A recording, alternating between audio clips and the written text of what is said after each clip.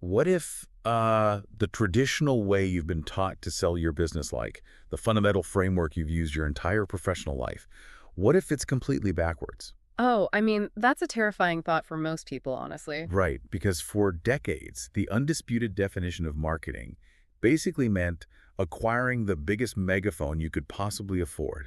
Yeah. You saved up capital, you bought the ad space, and you just shouted your message at this passive crowd. Yeah, and you just sort of hoped that sheer volume would get you enough sales to make it worth the cost. Exactly. It was just a game of brute force. But today, if you aren't fundamentally restructuring things to turn your customers into your actual self-sustaining sales force, you're leaving billions of dollars on the table. Billions, without a doubt. So, welcome to the deep dive. Today, we're taking a deep dive into our notes from Andrew McCarthy's 500 social media marketing tips, specifically zeroing in on Chapter 1, which is literally titled, Why Your Business Needs Social Media Marketing. Yeah, and in the next hour or so, you are going to learn exactly why social media is this indispensable arsenal for businesses now. And why understanding this reverse marketing model is absolutely critical if you want to survive today. Because we're going to unpack the psychological reasons why that old megaphone approach is totally dead. And we need to establish the stakes here immediately. Yeah. We are not having some superficial chat about like optimizing a photo's contrast or picking a trending audio track. Right, those are just tactical things. Exactly, tactical trivialities. What we are examining is a massive tectonic shift in fundamental consumer psychology. Like the way human beings actually interact with businesses has structurally mutated. Mutated is a good word for it. It really has. Yeah. And operating with that legacy megaphone mindset today isn't just inefficient, it's a profound liability. Modern consumers have like a zero tolerance policy for uninterrupted corporate broadcasting. They demand a two-way relationship. And that idea of reciprocity, that's really where the entire foundation of modern commerce shifts. Let's look at the data from the notes, because it makes it undeniably clear that social media isn't an optional accessory anymore. Or just something you hand off to the summer intern. Yes, it is the indispensable nervous system for your business. We're looking at data going way back, like the January 2014 P-Winternet survey we reviewed. Even back then, it showed 74% of North American adults were on these networks. Which is a staggering baseline to begin with. It is. But the critical piece of data, the one that really shatters the illusions of the old guard, is the adoption rate among the core economic drivers. We're talking 82% of 30 to 49-year-olds. And 89% of 18 to 29-year-olds. That was over a decade ago. Right. So we really need to dismantle this outdated myth that these platforms are just, for teenagers sharing dance videos. We really do. There's this stubborn defensiveness from legacy business owners who want to dismiss social media as just adolescent entertainment. But when you isolate that 30 to 49 demographic, operating at an 82% adoption rate. You're looking directly at the nucleus of global spending power. Exactly. These are the people getting mortgages, controlling corporate budgets, buying cars. You are targeting the exact group that has the liquidity to actually sustain your enterprise. And the financial projections map perfectly to this. The early Digitus research we saw predicted social commerce would become a $30 billion business before the end of 2017. $30 billion. And they weren't guessing. They were literally just observing where the global capital was migrating. Okay, let's unpack this. Because I look at those macro level stats, the billions of dollars, the huge percentages, and my first instinct is, okay, what's the catch? Identifying the money is easy, but capturing it requires a mechanism. Right, the actual day-to-day execution. Exactly. The notes point to this 2015 Social Media Examiner poll where 91% of businesses said this marketing increased their exposure. But how much time does a business actually need to invest to see that? So this is the operational caveat, and it's probably the most vital diagnostic tool in the whole chapter. That 91% success rate was explicitly tied to businesses that worked on this for at least 6 hours per week. 6 hours, wow. Yep. That's the magic number. The baseline threshold of viability. It signifies a non-negotiable requirement for consistent effort. So that completely eliminates the whole spray and pray method, right? Like where a business owner just posts something randomly when they realize sales are down. Totally eliminates it. 6 hours a week is a systematic commitment. I like to conceptualize this through like the lens of going to the gym. If you want to get in shape, you can't just wander into a fitness center once every 3 weeks, do a couple of bicep curls, and expect results. No, you'd see zero adaptation. Exactly. You need a routine. So that 6-hour benchmark is essentially the minimum viable workout routine for your business's digital presence. It breaks down to roughly an hour a day. And an hour a day forces you to stop faking it. You have to stop viewing your social media as some static digital brochure and start treating it as a living, breathing department. It needs daily calories to survive. That metabolic analogy is perfect because of how the algorithms actually work. They run on recency and consistency. If your profile looks dormant, both the consumer and the algorithm think you're in distress. Yeah, the text highlights that an abandoned feed is like an empty storefront with the lights off and mail piling up. Right, it signals you're inactive, incompetent, or literally out of business. Plus, platforms like Facebook are designed to penalize you for that. If you drop your cadence, they throttle your organic reach. Because they categorize you as a low-value contributor. Exactly. So that 6-hour threshold isn't just administrative. It is a mathematical requirement to stay visible in a really cutthroat attention economy. So the immediate takeaway for you, listening to this deep dive right now, is that you need to do an aggressive audit. If your current strategy is just sporadic updates, you are failing the algorithmic prerequisite. You're burning energy without crossing the threshold of it actually working. Right. You have to formally block out that 6-hour minimum in your weekly schedule. Treat it with the same severity as running payroll. But once you carve out that time, the focus has to aggressively shift to the quality of what you're doing. Because if you just fill those 6 hours with garbage, you're just accelerating the damage to your brand. Which brings us to a huge point in the text. This requires a total philosophical overhaul. Tangible success here stems exclusively from sharing content and expertise that your contacts actually want to share with their friends and family. And we really need to isolate the language the author uses here because it's critical. He defines this as a complete reverse from the traditional marketing model. A complete reverse. Yes, we really have to absorb that. Traditional marketing was authoritarian. The brand bought the billboard, dictated the message, and the consumer just absorbed it. A totally one-way street. Exactly. But this reversal means two-way. Open communication is what billions of consumers now actively expect. The hierarchy is flattened. The communication flow has reversed direction. So what does this all mean for a business owner? Like, from the perspective of an entrepreneur trying to make payroll, this sounds terrifying. Are we really just supposed to give away our hard-earned expertise for free and, I don't know, hope people notice us? I get that anxiety. It's totally rational. It goes against that primal business instinct to protect your IP and demand immediate payment. But it stems from a misunderstanding of how trust works now. Because we're not in an information vacuum anymore. Exactly. Back in the day, ads worked because consumers couldn't easily verify claims. Now, we have infinite information. People are incredibly skeptical of self-proclaimed authority. So giving away your expertise freely is how you bypass that skepticism. Precisely. You aren't commoditizing your product. You are proving your competence. You're giving them the evidence they need to lower their defenses. It's like, okay, think of it like the difference between forcefully handing out flyers on a busy street versus throwing an amazing dinner party. Oh, I love that analogy. Right. Because handing out flyers is high friction. You're just interrupting people and hoping 1 out of 1,000 reads your value proposition. But a dinner party requires curation. You provide amazing food, great conversation, which represents your expertise, and you make people feel valued. And what happens when the party's over? They go tell the whole neighborhood what an amazing host you are. The guests naturally become your uncompensated advocates. The dinner party framework is perfect. The strategic guidance here says you have to aggressively address your target audience's pain points by showcasing your domain knowledge, but without the ego. Right, no boastful rhetoric. Let's take an example. Say you manufacture premium antique furniture polish. The old megaphone approach says you just shout, "Buy our chemical compound, it's the best." Which just sounds arrogant today. Completely. The reverse model dictates you publish detailed content explaining the actual chemistry of wood preservation. You give advice on combating humidity for specific types of timber. You deliver immense upfront value. And by doing that, you position yourself as the trusted guide. So when that consumer realizes their mahogany table looks dull, they aren't going to buy from the brand that yelled at them. No, they'll buy from the brand that educated them, because by educating them, you effectively set the criteria by which they judge the entire industry. That is such a powerful psychological mechanism. You teach them what quality looks like, and surprise, it perfectly aligns with your product. Exactly. So the practical takeaway here for you is to really audit your definition of marketing. You have to shift from broadcasting a message to facilitating a conversation. Ask yourself, Is the stuff I'm posting actually worth someone passing along to their best friend? Because if the answer is no, you're still using a megaphone. Right.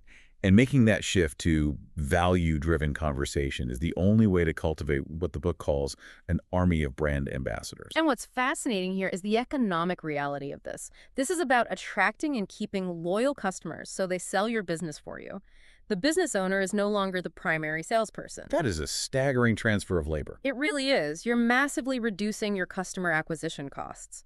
Instead of you carrying the financial burden of finding every new buyer, your engaged user base does the heavy lifting. Because a peer-to-peer recommendation carries way more intrinsic trust than a corporate ad ever could. Let's look at a really tangible scenario. Imagine a local independent coffee shop. Okay. Traditional marketing says you run a billboard that says, "We serve the best coffee, exit now." High cost, low trust. But the brand ambassador model, you use social media to demystify your whole supply chain. Show the roasting process, interview the dairy farmers. Exactly. Teach them exactly how you source your beans. You aren't just selling caffeine. You're building a narrative. So when that customer goes to work, they brag to their coworkers about the ethical, high-quality coffee they drink. Right, they hold that cup like a status symbol. And the next day, they bring 3 new coworkers with them. They've seamlessly turned into your unpaid, highly effective regional sales director. And the literature gives us really specific protocols for accelerating this. One of the most potent ways is weaponizing customer service in public. This is huge. Historically, customer service was private, right? An email, a phone call. Now it's a high-stakes spectator sport. When someone complains publicly, everyone watches to see how you react. And the rule is, you never delete or suppress public critique. Never. That signals cowardice. You respond with aggressive professionalism, take responsibility, and overcorrect with overwhelming generosity. You aren't just pacifying one angry person, you're proving your integrity to thousands of silent observers. That converts onlookers into fans, and fans into brand ambassadors. The notes have that incredible historical case study about the City Bike initiative in New York. Oh, the torn jeans incident, yes. Yeah, a customer fell off the bike and tore their jeans. Now, a legacy corporate structure would send some emotionally hollow legal template apology, but City Bike bypassed the bureaucracy. They directly sent a $50 voucher specifically to replace the jeans. And the consumer was so disarmed by this genuine, empathetic response that they immediately tweeted the whole thing out. Right, broadcasting the brand's generosity to their entire network. City Bike took a massive friction point and judo flipped it into a viral public relations asset just by being human. The ROI on that $50 was astronomical. It's the power of unexpected empathy. But, this brings us to a really severe structural paradox in the source material. Okay, let's hear it. If the whole architecture of modern commerce is about being altruistic, transparent, and conversational to build these ambassadors, how does the business actually make money? Right, like where does the actual selling happen in this utopia of relationship building? This is our final core analysis, the demotion of direct selling. The text is very precise here. Direct selling absolutely still exists, but it has been forcefully removed from the front and center position. So it can't be the vanguard of your strategy anymore. No. Consumers are investing their limited attention into your brand under a fragile social contract. If you violate that by leading with an aggressive, unearned pitch, you destroy the trust matrix instantly. It's like the guy at the curated dinner party who skips the conversation and just shoves business cards in everyone's face. Exactly. It's repulsive, it's desperate, and you get socially exiled. But here's where it gets really interesting. How does a business owner suppress that natural urge to just shout, "Buy my product"? Because, they're staring at payroll, rent, shrinking margins. The visceral fear is that if you stop asking for the sale, the business collapses. You reconcile it by accepting the data. Leading with the relationship makes the eventual direct sale exponentially more lucrative. You have to earn the right to sell by depositing massive value first. Building relational equity. Exactly. And the framework the book provides for this is the rigid 80-20 rule. This is the governor on your promotional instincts. Okay, break that down for us. 80% of your outbound communication must be entirely devoid of a sales proposition. It has to educate, entertain, humanize the brand, or provide insights. 80%. That is a massive recalibration. 4 out of every 5 posts can't ask for money. Yep.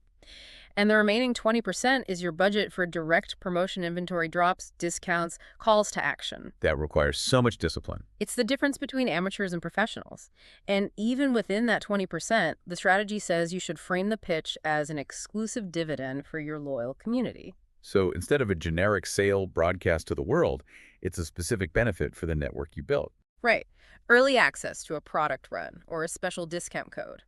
You make the sale feel like a reward for their attention, not a tax on it. That is brilliant. Yeah. You're not asking for a favor, you're offering them an advantage. So your action item here is to ruthlessly audit your recent output. Look at your last 10 posts. Are 8 of them delivering genuine value? Or is it just an uninterrupted stream of products with price tags? Because if it's the latter, you need to change course immediately. Share behind-the-scenes reality, champion a charity, ask for opinions on future products, become a multi-dimensional entity, not just a vending machine.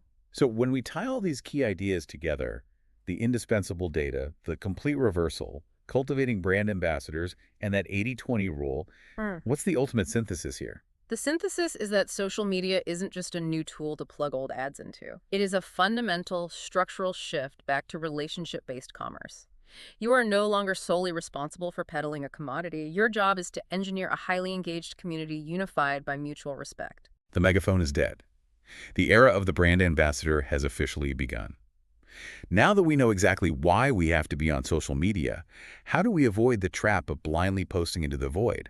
Next time, we'll dive into the crucial operational steps you need to take before you ever hit publish. And as we wrap up, I want to leave you with one final lingering question to debate within your own operations. If the traditional model is truly reversed and your customers are now your primary sales force, who really controls your brand's narrative in the digital age? So, you are staring at a blinking cursor. You know you need to post something today. You have absolutely no idea what you're going to say or, even why you're saying it. Right, but you still feel that intense looming pressure that you are just supposed to be visible online. Exactly. So you draft something super generic, you throw it out into the digital void across like 5 different platforms at the exact same time. And then absolute crickets. Total silence. Yeah. Today, we are taking a deep dive into the foundational strategies from the Before You Begin chapter of Andrew McCarthy's 500 social media marketing tips. We're going to show you exactly why that blinking cursor is a symptom of a deeply broken ecosystem. It really is. It's a symptom of treating social media as a chore rather than an actual strategy. And what's fascinating here is that to fix this, we have to completely reframe the mental model. Because it's not just about, finding the perfect filter, right? Or the trendiest hashtag. No, not at all. We are going to build out the structured backbone, the logistics, and really the psychological approach required to turn a digital ghost town into a thriving community. Okay, let's unpack this right away. Because the pressure that causes that blinking cursor syndrome is so real. Yeah. I mean, over the last decade, human attention has migrated almost entirely to these networks. It's staggering when you look at the adoption rates. Yeah. We are talking about roughly 3/4 of adults in North America logging onto social networking sites. And for younger demographics, that jumps to near 90%. And the financial stakes are astronomical. Right. Social commerce is a multi-billion-dollar industry now. Exactly. So as a business owner or an entrepreneur, you feel the heat, you feel like you have to be everywhere immediately. But here is where the source material throws up a massive stop sign. A huge stop sign. It strongly warns against what you could call the blind leap. The blind leap, I like that. What exactly is that in this context? Well, the blind leap is basically the most common and arguably the most destructive mistake a brand can make. It's the impulsive decision to jump into the deep end without a compass. Usually driven entirely by FOMO, right? The fear of missing out. Exactly. You see your competitors on Facebook, Twitter, Pinterest, LinkedIn, Instagram, YouTube, so you think, I need an account on every single one of these today. Right. But trying to maintain a presence everywhere with zero planning just leads to unrealistic goals, horrific results, and eventual burnout. Total burnout. You're spreading yourself way too thin. I always think of it like trying to open a retail storefront in 5 different cities on the exact same afternoon. Oh, that's a great analogy. Right, because you have no local supply chain, you have no local managers, you haven't studied the foot traffic, you are going to bankrupt yourself and fail at all of them because your resources are spread ridiculously thin. Exactly. Why not just find the one specific neighborhood where your target audience actually lives and build one incredible flagship store? Yeah, make Yeah. it amazing. And if we connect this to the bigger picture, it ultimately comes down to the brutal reality of resource allocation. Which is something a lot of people just don't want to admit. Unless you're operating a multinational corporation with a dedicated team of 50 community managers, your resources are finite. Right, your time, your capital, your creative energy, they all have limits. The core philosophy here is to focus on one or two core networks first. It is infinitely more valuable to be exceptional on a single platform than to be thoroughly mediocre on six. Okay, but I want to challenge that for a second. Let's say I'm a mid-sized B2B software company, okay? I decide my flagship store is going to be LinkedIn because that's where the professionals are, Makes sense. right? I'm focusing all my energy there. Yeah. But meanwhile, my biggest competitor is dominating on a newer, highly viral platform like TikTok. By intentionally ignoring that platform to maintain my focus, aren't I just surrendering future market share? That's a really common fear. But it raises an important question about defensive posturing versus offensive growth. You have to evaluate the cost of a bad presence versus the cost of no presence. Wait, what does a bad presence cost you? Well, if you rush onto a viral platform just to counter a competitor, but you don't have the internal bandwidth to understand the platform's unique culture, like its native language, its editing style, its humor, you end up looking like a corporate dinosaur crashing a house party. Oh, wow. Yeah, how do you do, fellow kids kind of vibe? Exactly. It actively damages your brand equity. A focused, high-converting presence on LinkedIn yields actual revenue. A desperate, poorly executed presence on a viral app yields nothing but embarrassment. So it's better to be absent than to be embarrassing. Absolutely. You identify where your audience spends their time using customer personas. Meaning you build a highly detailed psychological profile of your ideal buyer. Right. You look at the demographics of the networks. Facebook and Twitter are frequently the default starting points just because of their sheer gravitational pull. Yeah, almost everyone has some footprint there. But if your business sells highly visual, aspirational lifestyle products, bespoke wooden furniture or artisanal baking kits, a visually driven search engine like Pinterest, or a highly aesthetic platform like Instagram might be your absolute goldmine. And if you are that B2B software company, LinkedIn is fundamentally designed for professional networking and long-form thought leadership. Exactly. You experiment with one or two networks, you invest significant time, you track your analytics, and only when you have mastered those communities do you earn the right to expand. Earn the right to expand. I love that phrasing. So the overarching rule of the blind leap is pace yourself. Master the mechanics of one neighborhood before you try to conquer the globe. Precisely. But let's say we've picked our platform. We know we are setting up shop on Instagram. How do we actually know if our store is successful? Because just posting photos and hoping for the best isn't a strategy. It is not. And this requires stepping away from vague ambitions, saying, oh, I want to build a massive following or I want to go viral. Are dreams. They aren't strategic goals. Because you cannot reverse engineer a dream. Exactly. Which brings in the SMART technique. A lot of people in corporate environments know this acronym, but applying it to the chaotic world of social media is where it gets really interesting. Right. Specific, measurable, achievable, relevant, and time-specific. SMART. Let's break down the mechanics of why that structure works, particularly for a small business. Suppose you run an independent shoe store. Okay, shoe store. Got it. And your baseline metric is selling 20 pairs of shoes a day. A SMART goal transforms your social media output from a guessing game into a targeted operation. So instead of just saying, I want to sell more shoes, what does the SMART goal look like? You dictate. I will utilize targeted Facebook content to increase my daily sales to 25 pairs a day by the end of Q3. Oh, that's incredibly clear. It's specific 5 extra pairs. It's measurable. You can track the origin of the sale through your website analytics. Right. It's achievable. A 25% increase is ambitious, but realistic. Demanding a 500% increase would just demoralize your team when they inevitably miss it. Totally. It's Love it. relevant because selling shoes keeps the lights on. And it's time-specific. You have a hard deadline of Q3 to evaluate if the strategy actually worked. Exactly. It completely changes how you operate. But I'm going to put myself in the shoes of someone listening to this right now who is maybe a solo creator. Let's say I'm making custom ceramics in my garage. Okay. I don't have a marketing team. I don't have a Q3 budget review. Applying corporate SMART goals feels like suffocating to my creative process. Can't I just post videos of my pottery wheel and let the art speak for itself? It's a really valid concern, but it highlights the fundamental distinction between a hobby and a business. If ceramics is your hobby, absolutely. Post whenever the inspiration strikes. But if I need it to be a business? If you are relying on those ceramics to pay your mortgage, structure is the exact mechanism that creates your creative freedom. Without a specific goal, you have no overarching thesis for your content. So I'm just kind of posting blindly. Right. Are you posting that pottery wheel video to raise general brand awareness? Are you trying to drive direct sales to a new product line? Are you trying to build a loyal community of fellow ceramicists? And if I don't know what I'm aiming for, my audience won't either. And neither will the algorithm. Establishing one overarching goal at a time gives your daily output laser focus. Okay, so the structure prevents the chaos. I buy that. But before I can set a realistic baseline for a goal, I need to know what the environment looks like. Yes, the landscape. Right. If I want to increase my sales by 25%, I have to know if my competitors are already capturing that market share.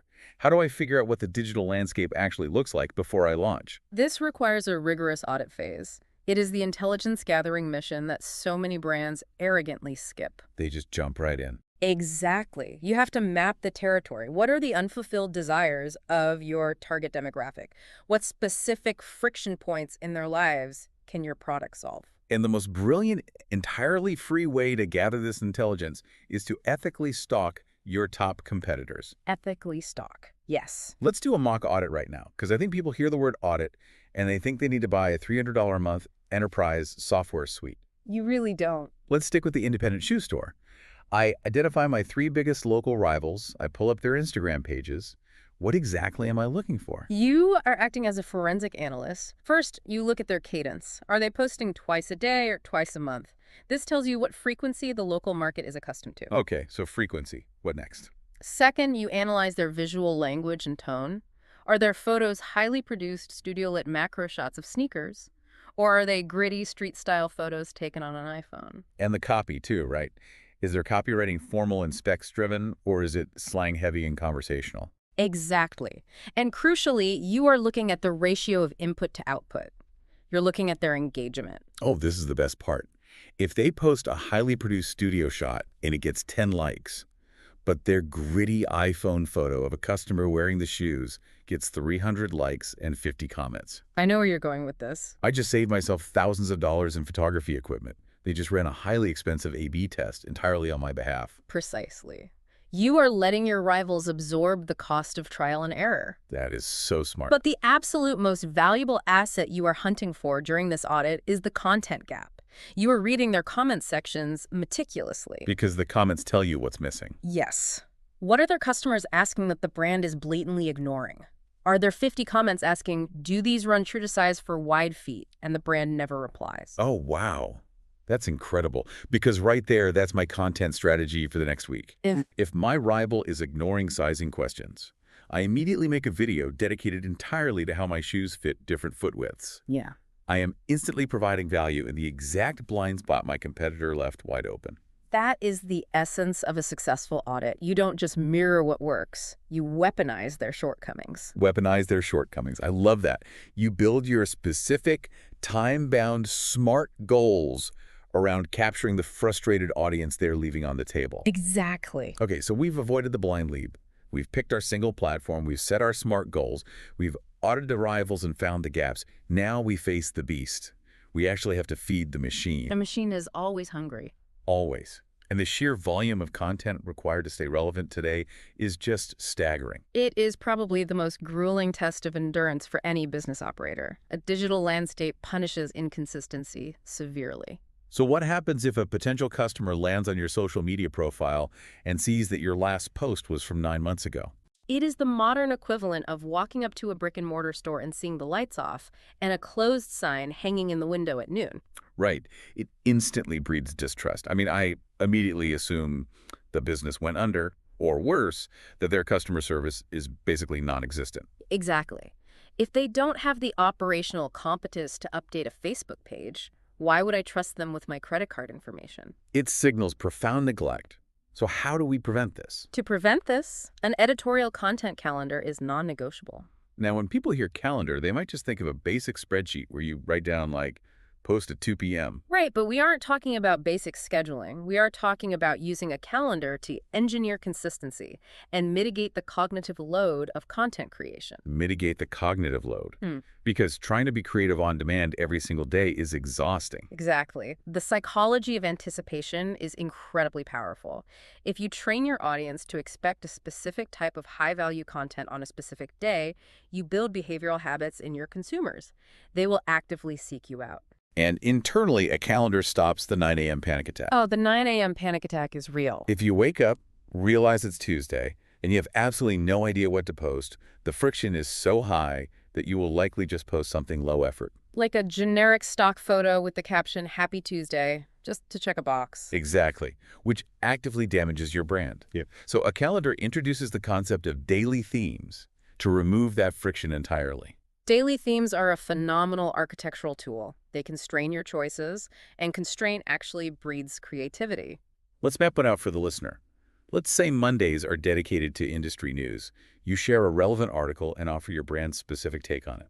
Perfect. Tuesdays are for community engagement. You post a highly specific poll or question for your audience to answer. Wednesdays are for deep dive education, maybe a carousel or an infographic breaking down a complex topic. Thursdays are for social proof, a customer testimonial, or a case study. And Fridays are culture days, a behind-the-scenes look at your team or your manufacturing process. By establishing that framework, you never face a blank page again. You just fill in the predetermined structural slots. That makes it so much more manageable. Furthermore, a sophisticated calendar allows you to play the long game with seasonal trends. Everyone knows to run a promotion in late November, right? Right, Black Friday.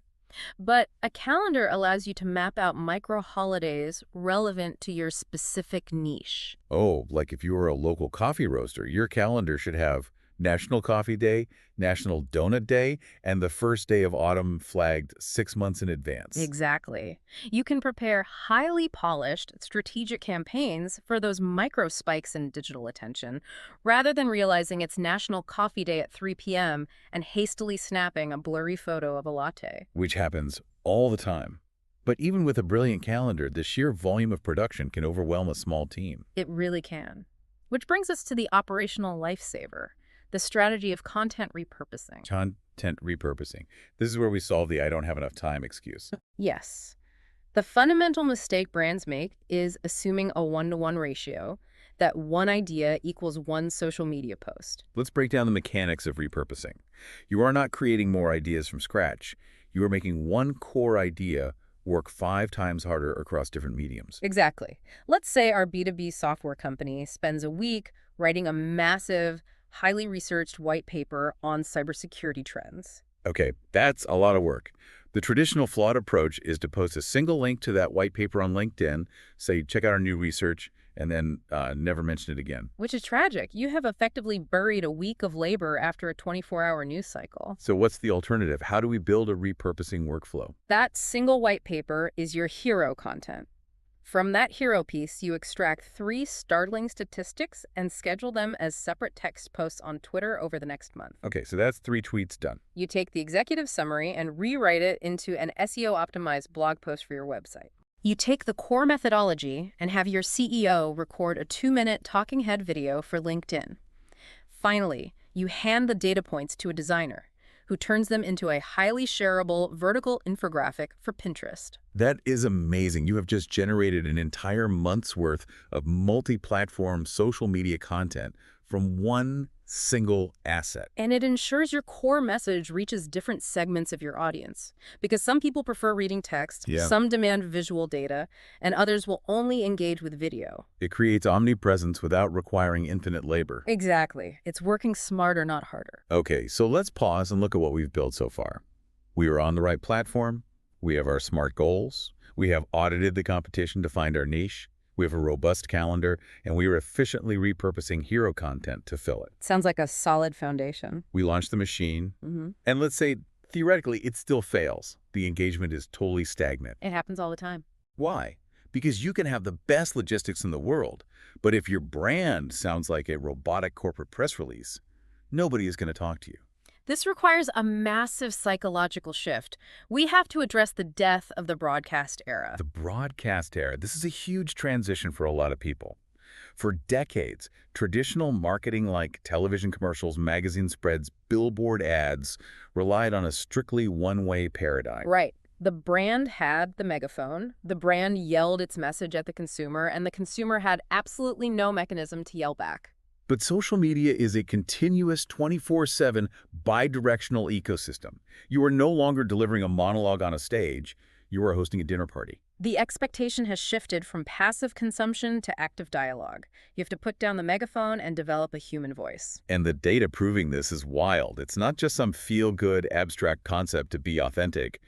The numbers actually demand it. They absolutely do. Visuals are a prime example. Right.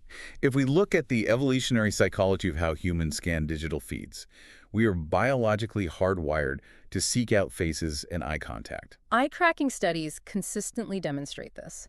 If you post an image of a sleek laptop, it might garner some baseline aesthetic appreciation. It's a nice laptop. Sure. But if you post an image of a human being looking directly into the camera lens using that laptop, your conversion rates and pause times increase dramatically. Even if you are operating in a dry, highly technical industry like data security or logistics. Especially then.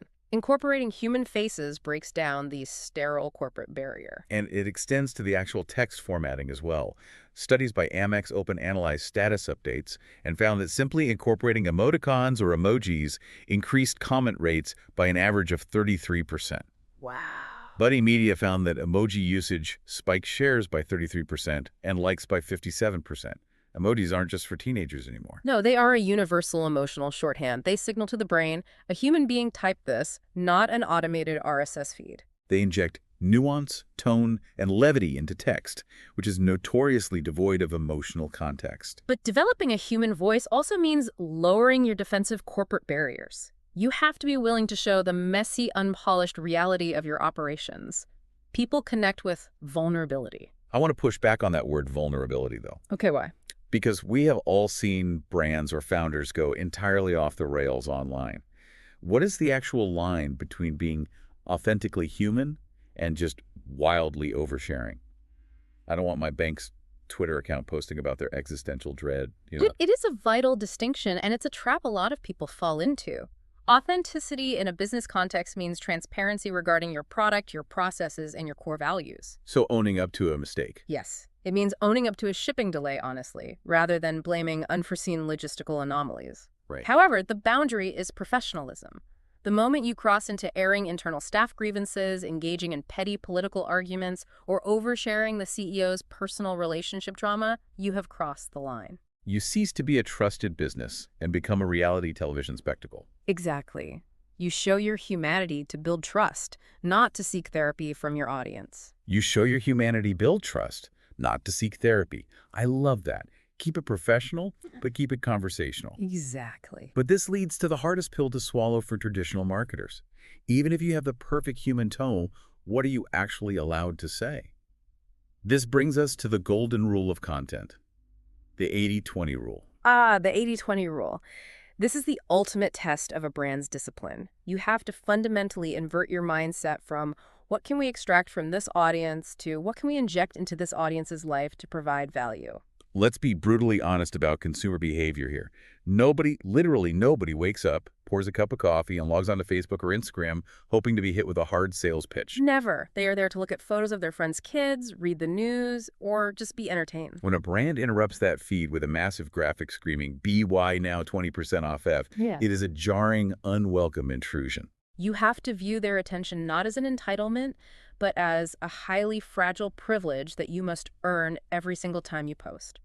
And you earn that privilege through the 80-20 framework. Which means 80% of your total output must be entirely non-promotional. Entirely non-promotional, yes. Wait, 80%? If I'm paying a social media manager for 40 hours a week, you're telling me that for 32 of those hours, they are not allowed to actively sell my product. How do I possibly justify that ROI to a board of directors? You justify it because the 80% is the infrastructure that makes the 20% actually convert. Oh, I see. That 80% is dedicated to educating, entertaining, inspiring, or solving tangential problems for your audience. It is building a massive reservoir of goodwill and authority. So if you are that B2B software company, your 80% is sharing free templates, Interviewing industry experts and explaining complex regulations, you become a trusted daily resource. Exactly. It's the concept of reciprocity. Reciprocity. So they feel like they owe you, in a way. When you finally deploy the remaining 20% of your content, the posts where you explicitly say, here is our new premium software tier, click here to buy, your audience doesn't resent the pitch. Because they already like you? They tolerate and often welcome it because you have already provided them with massive, disproportionate value upfront. If your feed is 100% promotional, you are a spammer. If it is 80% value-driven, you are a partner. A great exercise for the listener right now. Open your company's social media profile and look at your last 10 posts. If you cannot point to 8 of them and clearly define what specific problem they solved or what joy they brought to the consumer, without asking for a dime in return, your strategy is fundamentally broken. That is a harsh but necessary reality check. But there's a frustrating paradox here. Let's say I've listened to everything. I'm using faces, my tone is flawless, I'm fiercely sticking to the 80-20 rule, providing incredible free value. Doing everything right. Yet I look at my analytics, and my organic reach is flatlining at maybe 2 or 3% of my total followers. It feels like I'm screaming into a void. Why is that happening? Because you are hitting the invisible gatekeeper. You are encountering the algorithm. The algorithm. The big bad algorithm. And this is the most daunting, mechanically complex reality of modern digital marketing. We have to deep dive into how these machine learning filters actually work, because the numbers are absolutely terrifying. Let's look at a platform like Facebook. When an average user opens the app, there are roughly 1,500 distinct pieces of content competing for their attention at that exact millisecond. 1,500 pieces of content from their friends, family groups, meme pages, and brands like yours. And realistically, that user is going to scroll for perhaps 10 to 15 minutes while waiting in line for coffee. They might see 40 or 50 posts. So the platform has a mathematical crisis. It has 1,500 items to show, but only 50 available slots. Therefore, it employs an incredibly sophisticated, ruthless sorting mechanism to decide who gets seen and who gets buried. And this algorithm isn't just looking at chronological order anymore, right? No, chronological feeds are long gone. It evaluates thousands of dynamic factors in real time. It looks at the historical quality of your page, how complete your About section is, the exact type of media you uploaded. But the absolute kingmaker among all these factors is real-time engagement. Exactly. And we need to differentiate between passive and active engagement here because the algorithm weights them very differently. What's the difference? Passive engagement is stopping the scroll to look at a photo or clicking like. It indicates mild interest. Active engagement is taking the time to type a thoughtful comment, or better yet, sharing that post to their own timeline. Sharing is the holy grail. Yes, because sharing indicates that your content was so emotionally resonant, whether it triggered awe, humor, anger, or even a sense of intellectual superiority, that the user is willing to attach their own personal reputation to your brand. Wow. So when the algorithm detects a high velocity of active engagement, it assumes the content is highly relevant, and it opens the floodgates. It pushes it to a wider audience. So understanding that the algorithm is a ruthless filter looking for high engagement, this exposes a massive, catastrophic mistake that brands make. Because organic reach is low, they panic. The panic post? Yes. They think, only 2% of my audience saw my morning post, so I'm going to post 5 more times today to force my way into the feed. Which is the absolute fastest way to destroy your page's algorithmic standing. It is completely counterintuitive. Break down the mechanics of why that destroys a page. If I post 10 times a day, shouldn't probability dictate I'll eventually be seen? No, because the algorithm operates on an engagement rate percentage, not sheer volume. When you publish a post, the machine learning system tests it by showing it to a tiny seed audience of your followers. Okay, a seed audience. If you are churning out rapid-fire, mediocre content just to hit a quota, that seed audience will ignore it. They scroll right past it. Exactly. And when they scroll past, the algorithm registers a negative signal. It determines that your post is low quality and immediately suffocates its reach. So if you do this 10 times a day, the algorithm learns a long-term pattern. This brand consistently produces content that users ignore. You are actively training the machine to hide your page. That is brutal. Decreasing your frequency allows you to invest more time in ensuring the one post you do publish is exceptional. Quality over quantity isn't a platitude. It is a mathematical necessity to survive the filter. And this brings us to the toxic allure of vanity metrics. Because the algorithm is so hard to beat, business owners get really insecure. They look at their competitor who has 50,000 followers while they only have 500. Right. So they get desperate and buy a get 10,000 followers fast package from a shady bot farm, or they run spammy giveaways to attract random strangers just for the follow. Which, again, actively sabotages the algorithmic mechanics we just discussed. Let's run the scenario. Okay, let's play it out. You buy 10,000 bot followers. Your follower count looks impressive to the untrained eye. But what happens when you publish a post? The algorithm takes that post and shows it to a seed audience drawn from your follower list. But your list is now entirely populated by robots in a server farm halfway across the world. Or people who only followed you to win a free iPad and don't care about your actual product. Precisely. So the seed audience sees the post and takes zero action.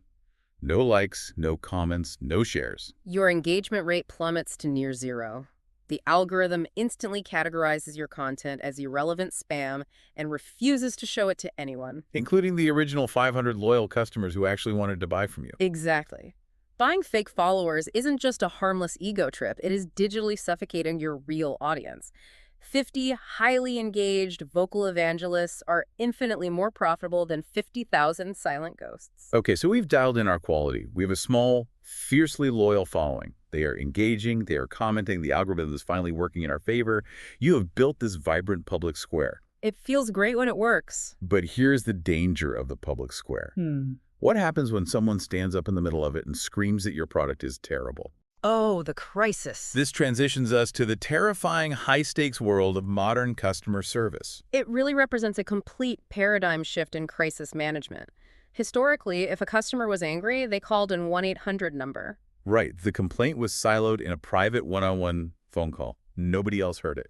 But social media has obliterated that silo. Your customers now have instantaneous 24/7 access to a global megaphone, and they fully expect you to be listening at all times. The expectation for speed is wild. Some industry surveys suggest consumers expect a response on Twitter within 30 to 60 minutes. Which is insane for a small business. If I'm running a bakery, I'm covered in flour at 6 a.m. I'm not monitoring my Twitter mentions. And the framework acknowledges that reality. Unless you have a dedicated shift-based community management team, an hour response time is not operationally feasible for an SME. So what's the goal? The goal is to manage expectations proactively, utilizing the About section of your profile to clearly state your operating hours and expected response times diffuses the tension. Like saying, we monitor this account Monday to Friday, 9 to 5, and aim to respond within 24 hours. Exactly. A customer is much less likely to spiral into public rage if they know exactly when to expect a reply. But eventually, the public complaint will happen. A shipping order goes wrong, a product breaks, a service is terrible. A customer tags you in a furious post for all of your potential buyers to see. It's inevitable. The framework outlines 2 absolute non-negotiable rules for navigating this digital crisis. First rule, do not ignore it. Silence is complicity in the eyes of the digital mob. The digital mob. Yeah. That's intense, but true. If you ignore a legitimate complaint, it doesn't just anger the original customer further, it signals to every silent observer reading the thread that your company is either incompetent or arrogant. But the second rule is where brands consistently shoot themselves in the foot. Do not delete it. Never delete it. Deleting a negative comment is the digital equivalent of putting your hands over your ears and screaming. And it almost always backfires. If I'm an angry customer and I take the time to write out a complaint and I come back an hour later and see you deleted it, You're going to lose your mind. I'm not going to just walk away. I am going to take a screenshot, I'm going to post it everywhere, and I am going to accuse you of a cover-up. You've just escalated a minor customer service issue into a viral PR disaster. The Streisand effect in real time. You must suppress the defensive reflex. You address the complaint publicly, professionally, and with radical empathy. Radical empathy. You acknowledge their frustration without making corporate excuses. But the true mastery of this situation relies on understanding the dynamic of the audience of one versus the audience of many. Explain that dynamic, because I think it's the absolute secret to turning a crisis into a marketing win. When you are replying to that angry comment, you are addressing the specific individual's problem, the audience of one. You must solve their issue. But simultaneously, you are performing your brand's core values. For the hundreds or thousands of people who are silently reading the exchange, the audience of many. Oh, because they're watching to see how you handle pressure? They are watching to see if you are trustworthy when things go wrong. A masterfully handled, highly empathetic public apology and resolution is often more effective at building brand loyalty than a flawless transaction would have been. Because it proves you actually stand behind your product. Yeah. The framework highlights an absolutely legendary example of this with City Bike in New York. It's such a great case study. Let's break this down for the listener. Yeah. A customer is riding a City Bike, he falls off, and he completely rips his jeans. He goes on Twitter, tags City Bike, and complains about the incident. Now, the standard corporate playbook would dictate a really sterile reply. We are sorry to hear about your accident. Please direct message us your account details. Which mitigates the issue, but it generates zero goodwill. None at all. City Bike recognized the opportunity to address the audience of many. They didn't just apologize. They physically sent an employee to deliver a voucher for a brand new pair of pants to the guy. They completely over-indexed on the resolution. And what was the psychological result? The customer, who hours earlier was a vocal critic, was so utterly stunned by the gesture that he tweeted a photo of the voucher praising the company to all his followers. That's brilliant. City Bike spent perhaps $50 on a voucher, and in return they received thousands of dollars worth of organic, highly credible, viral public relations. They weaponized a crisis and turned a detractor into a lifelong evangelist. So the playbook is clear. Set boundaries in your bio, never delete legitimate criticism, apologize with empathy, and relentlessly hunt for opportunities to over-deliver in public. It works every time. Now, as we zoom out from these individual tactics, we have to look at the cold, hard logistics of running this entire machine. We've talked about strategy, tone, algorithms, and crisis management. But who is actually doing all this work? This is the operational reality check. Executing this ecosystem correctly is not a side project. The framework estimates that a comprehensive social media strategy requires a minimum of 12 to 15 hours of highly focused labor every single week. Which means you cannot just dump this responsibility onto the desk of your already overworked receptionist or an intern who happens to be good at TikTok and expect a positive ROI. It is a highly specialized role. If the founder cannot dedicate those 15 hours, they must either hire a dedicated community manager or outsource the mechanics to an agency. But if you are managing it internally, leveraging automation tools is the only way to survive the relentless cadence. Automation is essential. We're talking about platforms like Buffer, Post Planner, or Hootsuite. The dashboard tools. Yes, the centralized hubs.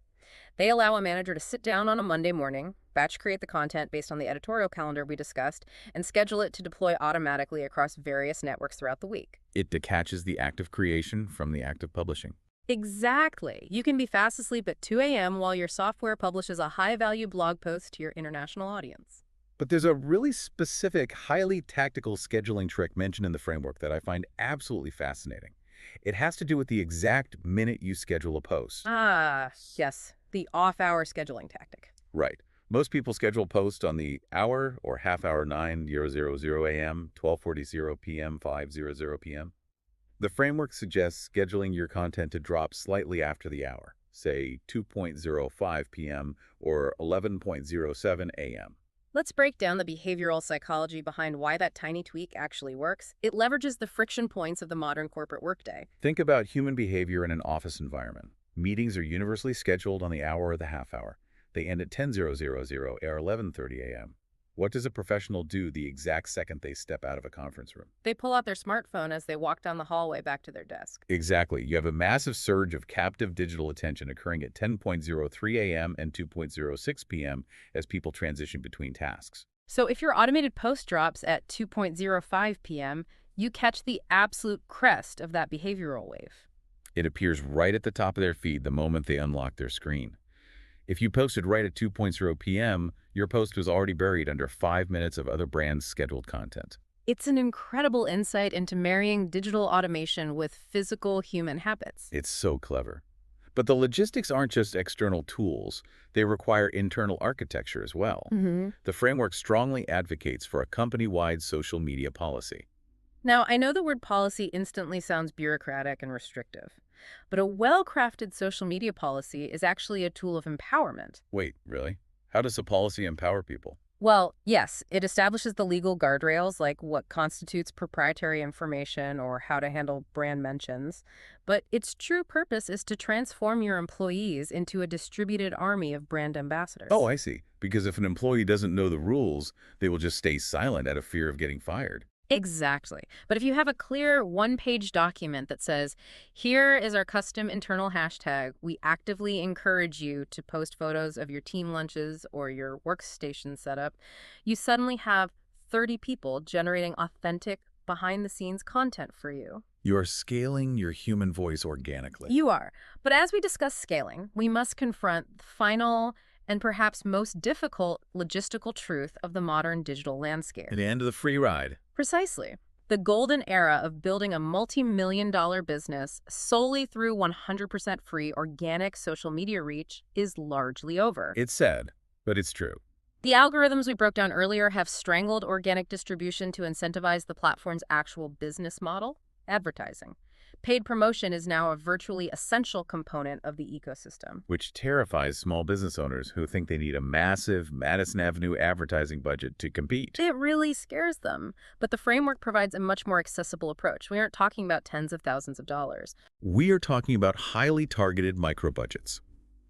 The framework suggests that strategically deploying as little as $5 a day on Facebook or Instagram ads can profoundly amplify your best core content. You are not boosting every single post. You are pouring a small amount of gasoline on the specific 20% promotional posts that are already proving they can convert.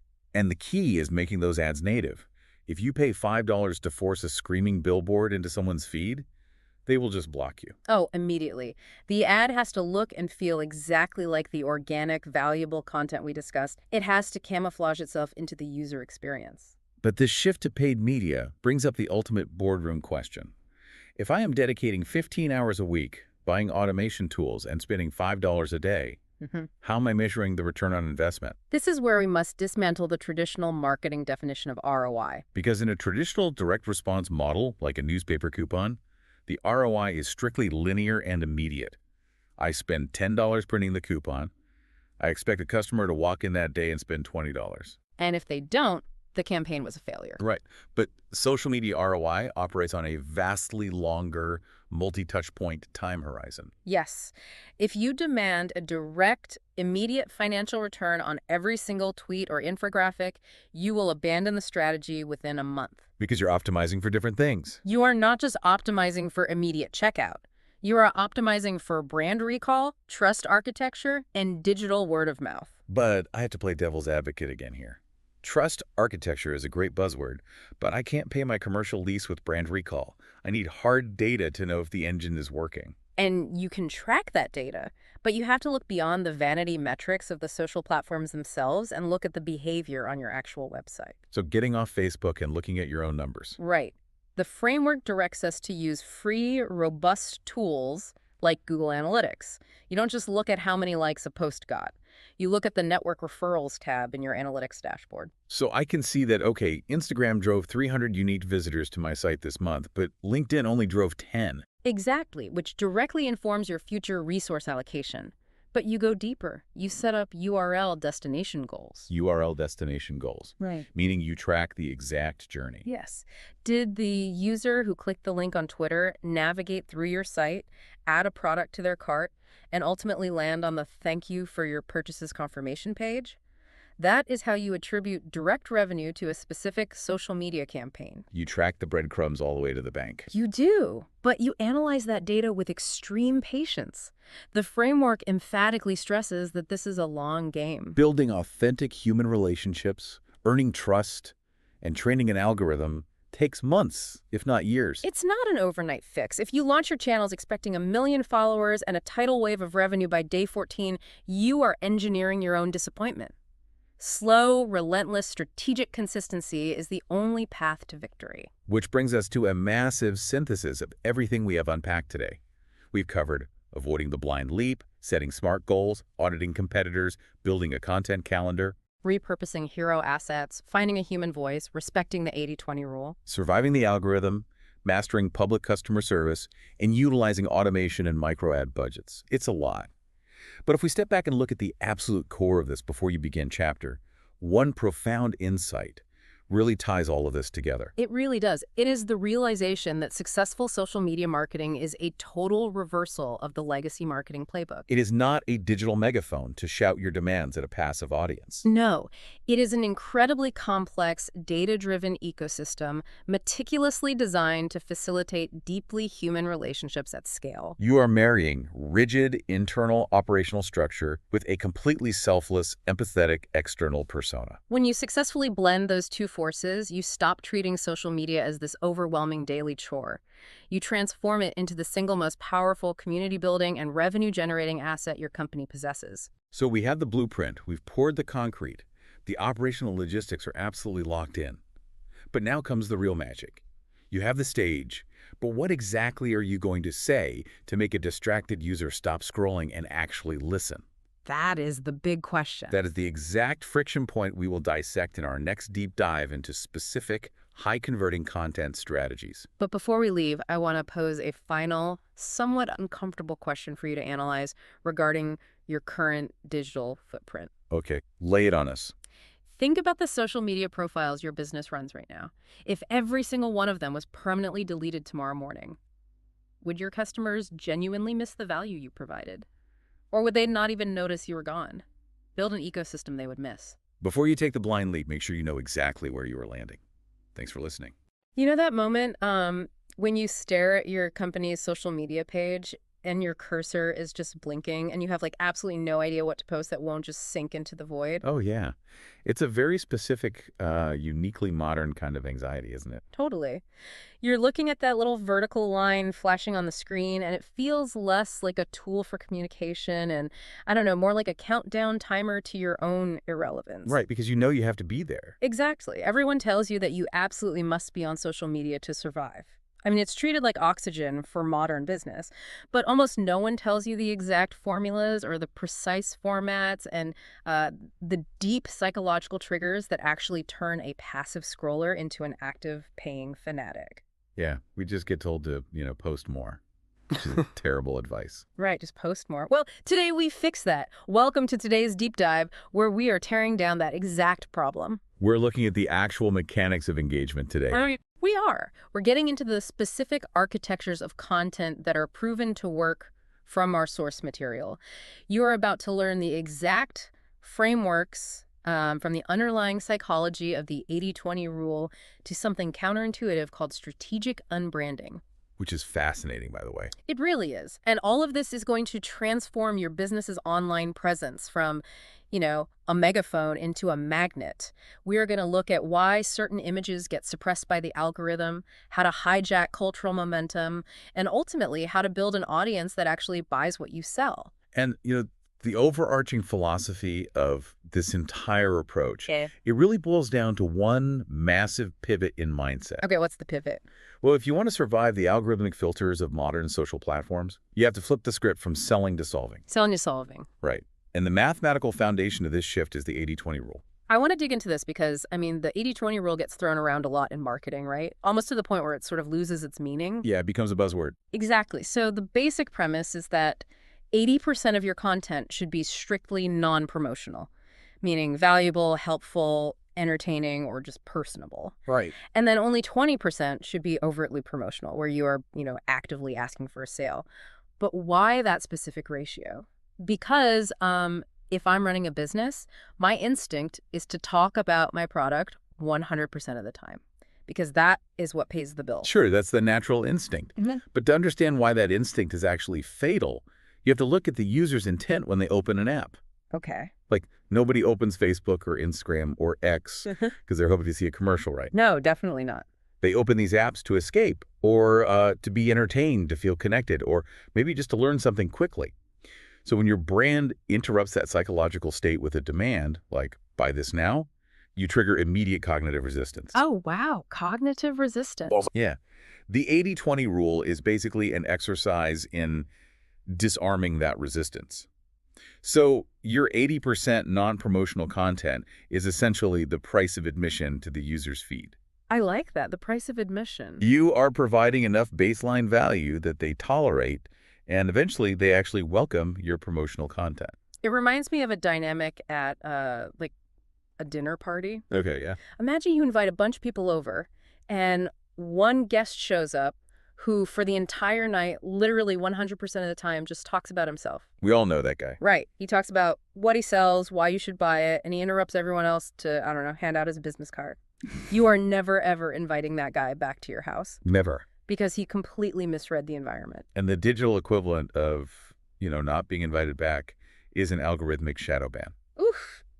A shadow ban. Yeah, if you behave like that selfish dinner guest, Yeah. users will just scroll right past you without engaging. And when they scroll past you, the platform's algorithm measures that dwell time. Dwell time, meaning how long they stop to look. Exactly. The fractions of a second they spend looking at your post. If your dwell time is 0, the algorithm just assumes your content is irrelevant. So it stops serving your posts to your audience. It just cuts you off entirely. Completely. So the 80% rule isn't just about being polite. It is an algorithmic survival strategy. You must generate engagement to maintain your visibility. Right. And the absolute easiest way to spark that engagement is simply by asking questions and solving problems. But not just any questions, right? Because we are talking about designing interactions for a very specific brain state. When someone is scrolling, they aren't in this active analytical frame of mind. No, not a They are in a passive, low energy state. Precisely. And we call this minimizing cognitive friction. Minimizing cognitive friction. Okay, explain that. So to get someone to stop and engage, you have to lower the barrier to entry as much as possible. If you ask a broad philosophical question like, what is your ultimate vision for the future of your industry? Yeah, nobody is answering that on their phone. Right. People will just keep scrolling. It takes way too much effort to formulate an answer, type it out, Yeah. and then worry about how it makes them look to their peers. Right. They don't have the mental bandwidth for it in that specific moment. Right. But if you ask a simple preference question, like, do you prefer product A or product B? Or even just a simple yes or no question, you're drastically reducing the required effort. We call these micro commitments. Micro commitments. Yeah. So fill in the blank posts are a perfect example of this, right? Absolutely. Something like, if I could travel anywhere right now, it would be blank. It requires almost zero brain power to answer. Not at all. Because the user already knows the answer instinctively, so the friction between seeing the prompt and typing the word Tokyo or Paris is virtually non-existent. Exactly. And to the algorithm, a comment is a comment. Right. The machine doesn't know it's just one word. Exactly. It just registers that the user has a relationship with your page, which then ensures your next post will actually show up in their feed. That is so smart. And there is actually a crucial architectural detail here regarding exactly how you present these micro-commitments. No. What's that? The data shows that placing a question at the very end of a post, rather than at the beginning or in the middle, increases engagement by up to 15%. Wait, really? 15% just by shifting the location of the question mark? Yep, just moving it to the bottom. Explain the mechanics of that. Why does the visual layout matter so much? Well, it comes down to how human eyes track digital text on a mobile interface. Users do not read, right? They scan. Right, skimming. They use an F pattern or a Z pattern, just rapidly looking for keywords. If you put your question at the top of a paragraph, or if you bury it in the middle, by the time their eyes reach the bottom of the text block, their brain is already preparing the thumb to scroll to the next piece of content. Oh, I do that all the time. Right. The question has been overwritten in their short-term memory by whatever they read right after it. But by placing the question at the absolute bottom, it serves as a visual anchor. It is the very last piece of information processed, meaning it's still active in their working memory when they make that subconscious decision to either scroll or interact. You are catching them right at the exact millisecond of decision. Exactly. That makes perfect sense. So we are using these low-friction questions to signal to the algorithm that we are relevant. We are building that 80%. Right. And then the other side of that non-promotional content is solving niche problems to build authority. There is an incredible illustration of this from the source material involving antique furniture polish. Yes, the furniture polish example is great. So if you manufacture and sell antique furniture polish, the immediate lazy impulse is to just post high-resolution pictures of your bottle and write, "Buy our polish." It leaves a great shine. Right, which everyone does. Yeah, but there you are just acting like a vendor, and a vendor is easily replaced. Right. If I'm just looking for a shine, I can, buy a cheap aerosol spray at the grocery store. Exactly. Instead, you need to transition from vendor to trusted authority. So you write a post explaining why pristine preservation drives up auction prices for mid-century modern pieces. Oh, that's good. Or you create a short video showing how to identify the difference between real mahogany and a cheap veneer, right? And you explain the chemical reasons why certain woods dry out and crack over decades. Wow. Suddenly, you are no longer just selling a liquid in a bottle, you're selling the preservation of heritage and, financial value.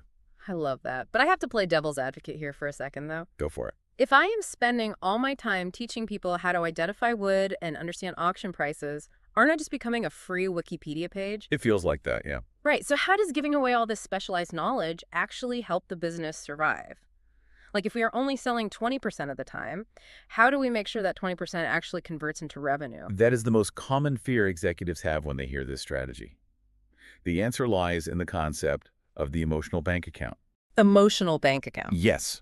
Every time you teach your audience something valuable, every time you solve a small problem for them without asking for a credit card, you are making a deposit into that account. You are building reciprocity. Okay, I see. Over time, they begin to view you not as a corporation trying to extract money, but as an indispensable resource.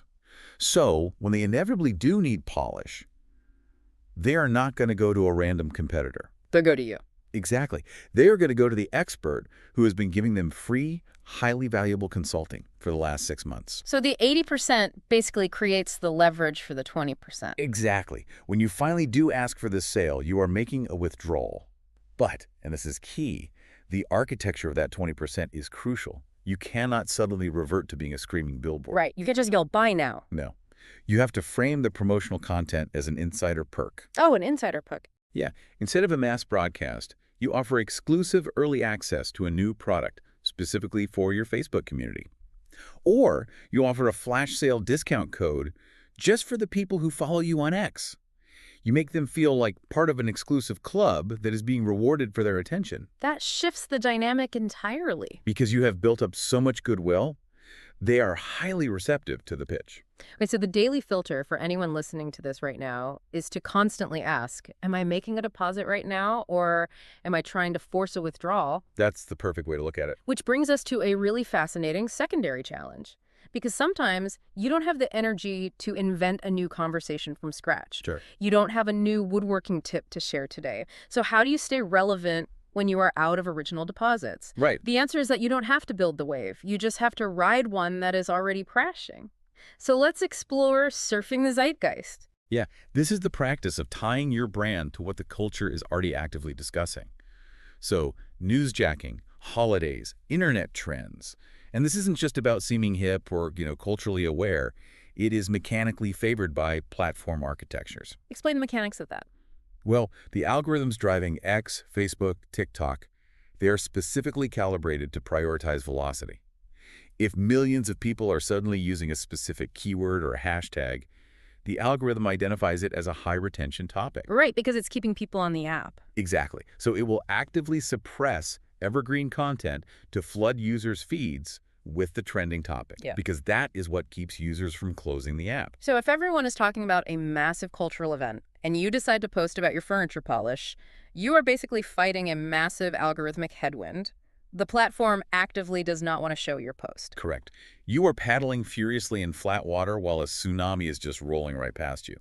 But if you can tie your brand into that tsunami, you get to borrow all of that algorithmic momentum for free. For free? Yeah. But to do this, you cannot be reactive. You must be proactive. You have to spot the waves before they crest. Yeah. And this is where digital listening tools become absolutely mandatory. Right, we were talking about tools like Google Alerts, Feedly, and BuzzSumo. If you aren't using these, you are just flying blind. Totally blind. You set up Boolean searches, which are specific combinations of keywords to monitor your industry and broader cultural trends. You want to see what articles are gaining traction in the first hour of publication, like right before they go completely viral. Right. It allows you to position yourself at the absolute front of the conversation. But we have to introduce a massive caveat here. Okay. To continue your surfing metaphor, if you try to catch a wave that is too big for you, or if you paddle into the wrong kind of wave, you will wipe out spectacular. Oh, yeah. The danger of real-time marketing is forced relevance. Oh, You cannot simply hijack any cultural event for the sake of impressions, especially if there is no organic connection to your brand's identity. yeah. The history of social media marketing is literally littered with the corpses of brands that got this wrong. Oh, there are so many. But let's start with the gold standard, though. Like, the perfect ride on the wave. Oreo. Yes. The Oreo Mars rover campaign. It remains one of the most elegant examples of newsjacking in digital history. So the entire globe was captivated by the USA's Mars rover landing on the red planet. Right. It was a massive, universally positive, historic moment. The internet was completely saturated with the topic. And Oreo didn't post a picture of a cookie and say, celebrate the rover with 10% off. No, that would have been forced relevance. Right. Instead, they posted this simple, brilliant visual. It's an Oreo cookie, but the cream center is red, and there are little robot tire tracks imprinted right across the red cream. It's so good. And the caption just says, now to perfectly land an Oreo cookie in milk. Just look at the psychological payload of that post. It is highly visual, it is incredibly timely, and it connects the brand to a global event without feeling parasitic. Not at all. It celebrates human ingenuity while playfully inserting its own product. It basically says to the audience, we're experiencing this awe-inspiring cultural moment alongside you, and here is our clever, brand-appropriate take on it. It acts as a mirror for the audience's own excitement. It is absolutely flawless. But for every Oreo, there is a brand that completely misreads the room. Unfortunately, yes. So let's look at the wipeout, the disaster of SpaghettiOs. Oh, this is the ultimate cautionary tale of algorithmic desperation. Yeah. So SpaghettiOs, which is a brand of canned pasta for children, decided they needed to participate in the conversation surrounding the anniversary of the attack on Pearl Harbor. Yikes. A solemn day of national mourning, a huge historical tragedy. Indeed. And their chosen method of participation was to post an image of their mascot, which is a smiling cartoon spaghetti hoop with a face holding the United States flag, asking people to take a moment to remember the fallen. Oh man, it is physically uncomfortable to even analyze. It's so aggressively tone-deaf. It really is. But let's break down why it fails so spectacularly on a psychological level. Like, why does that image induce actual anger in a consumer? It induces anger because it violates the unwritten social contract of grief and solemnity. When a user is processing a historical tragedy, their emotional state is reverent. So when a brand inserts a smiling cartoon mascot into that mental space, it shatters the reverence. It pulls you right out of it. Exactly. It exposes the commercial machinery behind the post. The user immediately realizes that the brand does not actually care about the tragedy. They are simply trying to extract engagement from a trending keyword. That is perceived as parasitic. Highly parasitic. Yeah. It destroys brand trust instantly Yeah. because it demonstrates a severe lack of empathy and emotional intelligence. Yeah, the lesson is extremely clear. Ride the fun waves. Avoid the tragic waves. Do not try to commercialize grief. Never. But what if you are terrified of making a mistake like that? A fantastic, low-risk way to practice this is by leaning into niche holidays. Yes, I love these. Things like international talk, like a Pirate Day or Movember or National Pancake Day. These are excellent training grounds for real-time marketing because they are inherently low stakes. They are designed entirely for lighthearted social participation. There is no risk of offending anyone on National Golden Retriever Day. Right. If it aligns with your brand's personality, creating content for these niche holidays is a highly effective way to generate engagement because you are tapping into a pre-existing joyful conversation. So here's a highly practical takeaway for you listening right now. Stop the deep dive for a second, open a new tab, and look up a calendar of obscure national days. Do it right now. Find 5 weird, fun, niche holidays that naturally fit your specific industry. If you sell enterprise software, find National Programmers Day. If you run a bakery, find National Donut Day. Mark them on your calendar right now and plan a fun, simple piece of content for them. It is free algorithmic momentum just waiting to be claimed. And the key word there is plan. You must map this out in advance. The reason mistakes like the SpaghettiOs disaster happen is often due to a frantic social media manager realizing a hashtag is trending at 9:00 a.m. and rushing to create something, anything, to throw into the feed by 9:04 a.m. Just panicking. Exactly. Planning ahead gives you the luxury of editorial review. But here's the catch with catching that cultural wave, right? You can have the perfect timing, you can have the perfect tone, but if your visual execution is flawed, the algorithm suppresses it before anyone even sees it. Oh, absolutely. The actual formatting dictates the reach.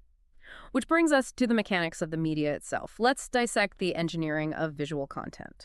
Visuals are the dominant currency of the digital economy. The human brain processes an image exponentially faster than it processes text. Right. Visuals evoke immediate emotional responses, and crucially, they physically occupy more real estate on a mobile screen, forcing the user to spend more time scrolling past them, which increases that all-important dwell time we discussed earlier. But creating visual content isn't just about, taking a photo on your phone and slapping a vintage filter on it. There is an actual UI, UX logic at play here. Let's talk about the pixel rules. Why does the exact size of an image matter so much to a platform like Facebook or X? Well, it matters because of the platform's user interface architecture. These platforms are designed to provide a seamless, uniform scrolling experience. If users upload images of wildly varying sizes and aspect ratios, it breaks the visual flow of the feed. It looks messy. Extremely messy. So to prevent this, platforms employ aggressive image compression and auto-cropping protocols.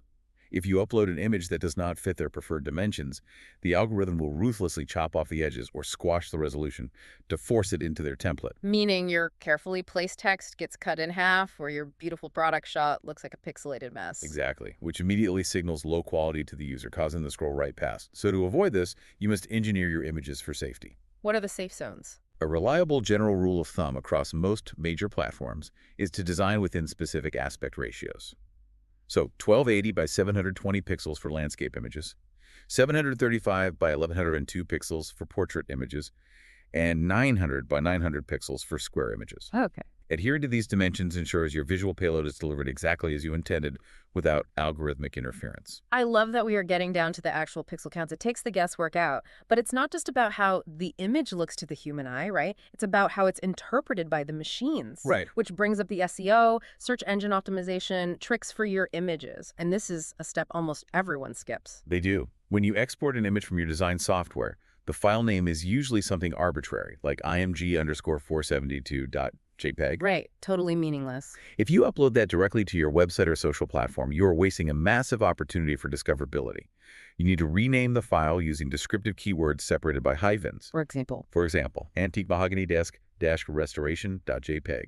Furthermore, you must utilize alt tags. alternative text. Let's dive into the mechanics of why alt tags are so vital, because it operates on two completely different levels, doesn't it? It does. The first and most important level is accessibility.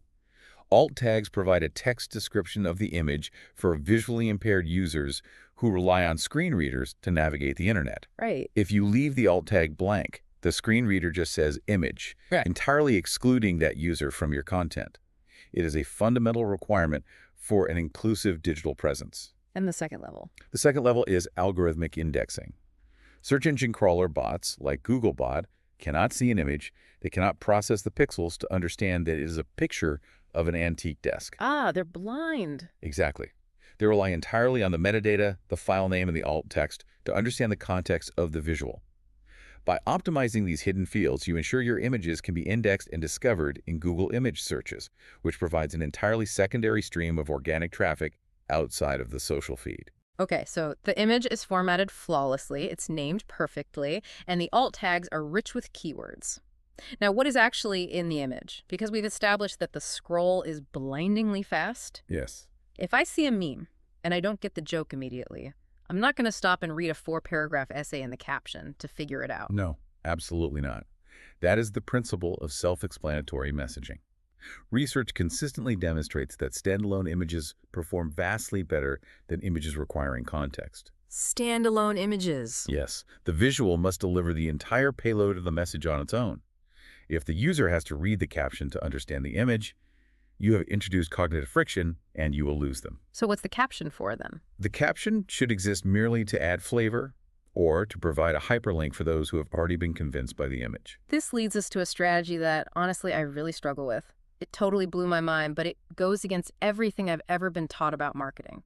The unbranding strategy. It is highly counterintuitive for anyone trained in traditional advertising. Extremely.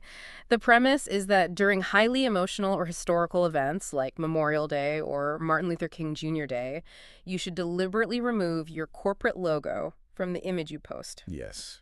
Let me put on my skeptical CEO hat for a second. Okay, let's hear it. The entire point of a marketing budget is brand awareness. So if my team spends hours designing a beautiful moving quote graphic for Memorial Day and it goes massively viral with millions of shares, but it doesn't have our logo on it, my CEO is going to ask why we just did free charity work for the internet. Right. If no one knows it was us and people can just steal it, how do you defend that metric to a boss? What is the actual ROI of being anonymous? It is a totally valid fear, but it misunderstands the psychology of why human beings share content on social media. Yeah. People do not click the share button because they want to help your company reach its key 3 revenue goals. Right. They share content because it says something about them. They are actively constructing their own digital identity. When a user shares a moving quote about sacrifice on Memorial Day, they are signaling to their network, I am a thoughtful, patriotic person who respects our veterans. Right. They're using our content as a prop in the play of their own life. Precisely. Now imagine that same moving quote, but plastered across the bottom right corner is a massive neon logo for Bob's Discount Mattresses. Oh, wow. Yeah. Suddenly, the image transforms from a shared human sentiment into a commercial transaction. The user hesitates. They do not want to broadcast a mattress commercial to their friends. They do not want to feel like an unpaid billboard. Because it cheapens the sentiment. Exactly. Yep. The logo introduces friction, and it kills the virality. It feels opportunistic and gross. By removing the logo, you enable what we call the selfless share. You remove the commercial friction, allowing the user to feel total ownership of the sentiment. Okay, I understand the psychology. The unbranded image gets shared exponentially more. But you still haven't answered my Seton Moe's question about attribution. Where is the ROI if my logo isn't there? The ROI lies in the architecture of the platform itself. You have to remember the container versus the contents. Container versus contents. Yeah, the image is the contents, but the post itself is the container. If someone clicks share on your unbranded Facebook post or retweet on your unbranded X post, the platform's built-in attribution mechanics take over. Ah. The shared post inherently links back to your original page. Your brand name and profile picture are attached to the top of the shared container, even if the pixels of the image remain untouched. Oh, wow. So the unbranded image basically acts as a Trojan horse. Yes. It travels infinitely further, bypassing everyone's commercial defense mechanisms, getting thousands of shares, and every single one of those shares acts as a digital breadcrumb leading right back to your profile. Exactly. You sacrifice the aggressive, ego-driven visual branding on the image itself to achieve a level of massive organic reach that a heavily branded image could never, ever attain. You were trading a logo for a link. That's incredible. And yes, sometimes people will literally screenshot the image and post it natively, effectively stealing it without attribution.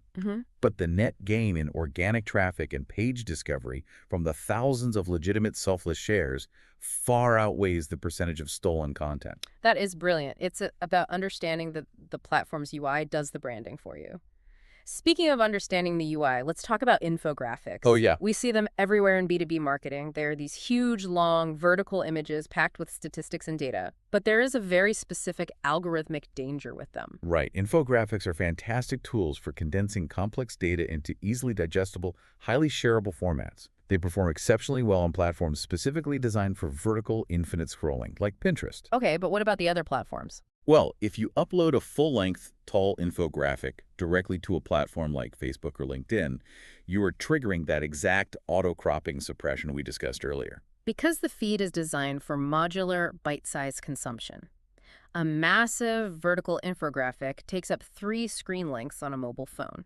It totally disrupts the user experience. And because it disrupts the UX, the platform's image compression protocol aggressively shrinks it down until it fits a standard aspect ratio. The result is that your beautiful, data-rich infographic becomes a blurry, completely illegible strip of colors in the feed. Which means no one reads it. Right. The text is too small to read, meaning the dwell time plummets to 0, and the algorithm parries the post. So what is the tactical workaround for that? How do we use the data without breaking the feed? You treat the social media post like a movie trailer. You do not show the whole film. Just a teaser. Exactly. You isolate the single most shocking statistic or the most visually arresting chart from the infographic. You crop that single element into a perfect platform-compliant square image. You upload that square, which the algorithm loves, and then you include a link in the caption directing users to the full-length graphic hosted natively on your own website. It's a traffic funnel.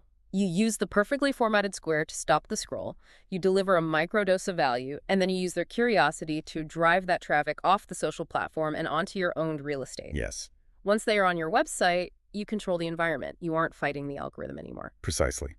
It is about adapting the asset to the specific constraints of the environment, rather than lazily forcing one piece of content to work everywhere. Okay, this has been a total masterclass in mechanics. We've covered the psychological shift to solving problems, we've broken down the momentum of cultural waves, and we've dissected the literal engineering of visual content. Now we arrive at the final and perhaps most important piece of the puzzle. Building the goal. Exactly. You've gotten their attention, you've stopped the scroll. How do you turn a casual follower into a fanatic? How do you build a community that actually defends and advocates for your brand? And we use the word cult, not in a sinister way. Right. Not literally. We use it to describe a highly dedicated, fiercely loyal, insular community. Achieving this requires a profound transition in how you view content creation. You have to stop viewing your audience as a receptacle for your marketing and start viewing them as co-creators. Co-creators. Yes, you are no longer creating content for your audience. You must create content with your audience. We are talking about humanizing the brand. And one of the most effective tools for this is breaking down the corporate facade. Consumers today are incredibly media literate, aren't they? Highly literate. They are deeply skeptical of polished, hyper-produced advertising. They know it's a performance designed to manipulate them. If everything you post looks like a glossy magazine ad, you feel unapproachable. You feel like a monolith. To build intimacy, you must show the messy, human, day-to-day reality of your operations, the behind-the-scenes content. It proves that there are actual human beings behind the logo. There is a fantastic example of this from Tiffany & Company in the source material. When you think of Tiffany, you think of absolute, flawless luxury. The little blue box. Exactly. The iconic box, the pristine jewelry, the untouchable elegance. If they only ever posted perfectly lit macro shots of diamonds, they would maintain their luxury status, but they would remain emotionally distant. But they understood the need for intimacy on social platforms. So instead of another diamond shot, they posted a photo of a working artist. She is in his paint-splattered work clothes, standing on a ladder, right in the middle of physically painting a new elaborate window backdrop for their Fifth Avenue store. The psychological impact of that image is profound. It subtly communicates these beautiful objects you desire are not just materialized by a faceless corporation. They are crafted and presented by real human hands. We have artisans working here. It invites the consumer behind the velvet rope. Another powerful method for humanizing your brand is demonstrating that you actively participate in the real world, the charity and community angle. But as with the unbranding strategy, the execution here is a total minefield. Oh, absolutely. It cannot be performative. If you just post a photo of your CEO handing a giant novelty check to a charity, it registers as a PR stunt. Levi's provides a great counterexample. They didn't just issue a press release about a donation. They instituted a program where they gave their employees a paid day off, specifically to go and perform physical labor for local community projects. Wow.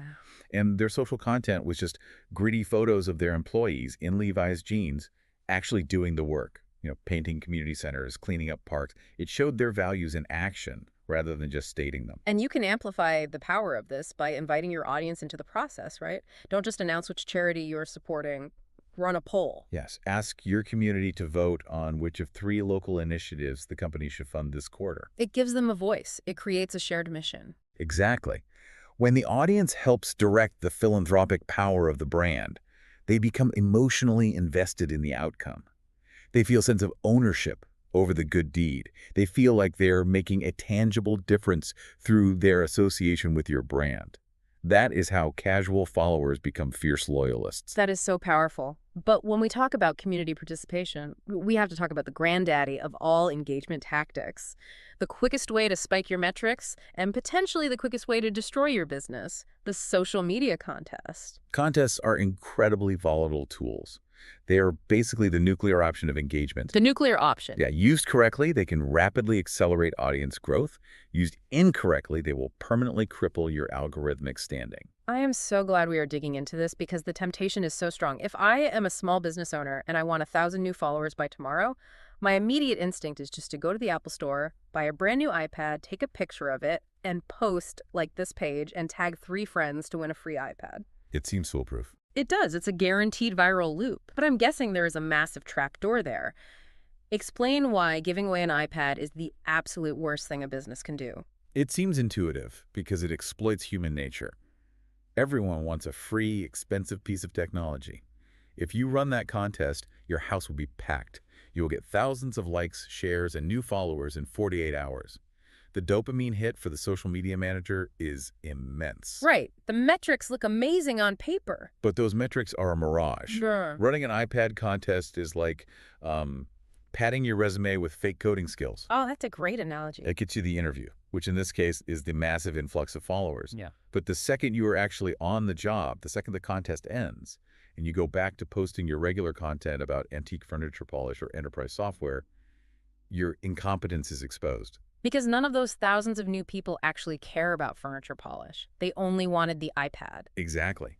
And here is where the algorithmic trapdoor swings open. Let's look at the math of reach throttling. Okay, let's hear the math. Before the contest, maybe you had 1,000 genuine followers, and when you posted, 100 of them liked it. That is a 10% engagement rate. The algorithm loves that. It considers your content highly relevant to your audience, so it pushes your posts to the top of their feeds. Okay, that makes sense. Then you run the iPad contest. You suddenly have 10,000 followers, but 9,000 of them are ghost followers. Ghost followers. They are people who enter the contest and then muted you, or simply never intend to interact with your brand again. Oh no, I see where this is going. The next week, you post a brilliant, highly informative video about woodworking. Because you have 10,000 followers, the algorithm tests the video by showing it to a sample of your audience. But it samples those ghost followers. Then they don't care. They scroll right past it. Dwell time is 0. Nobody likes it. You might still only get those original 100 likes. Yikes.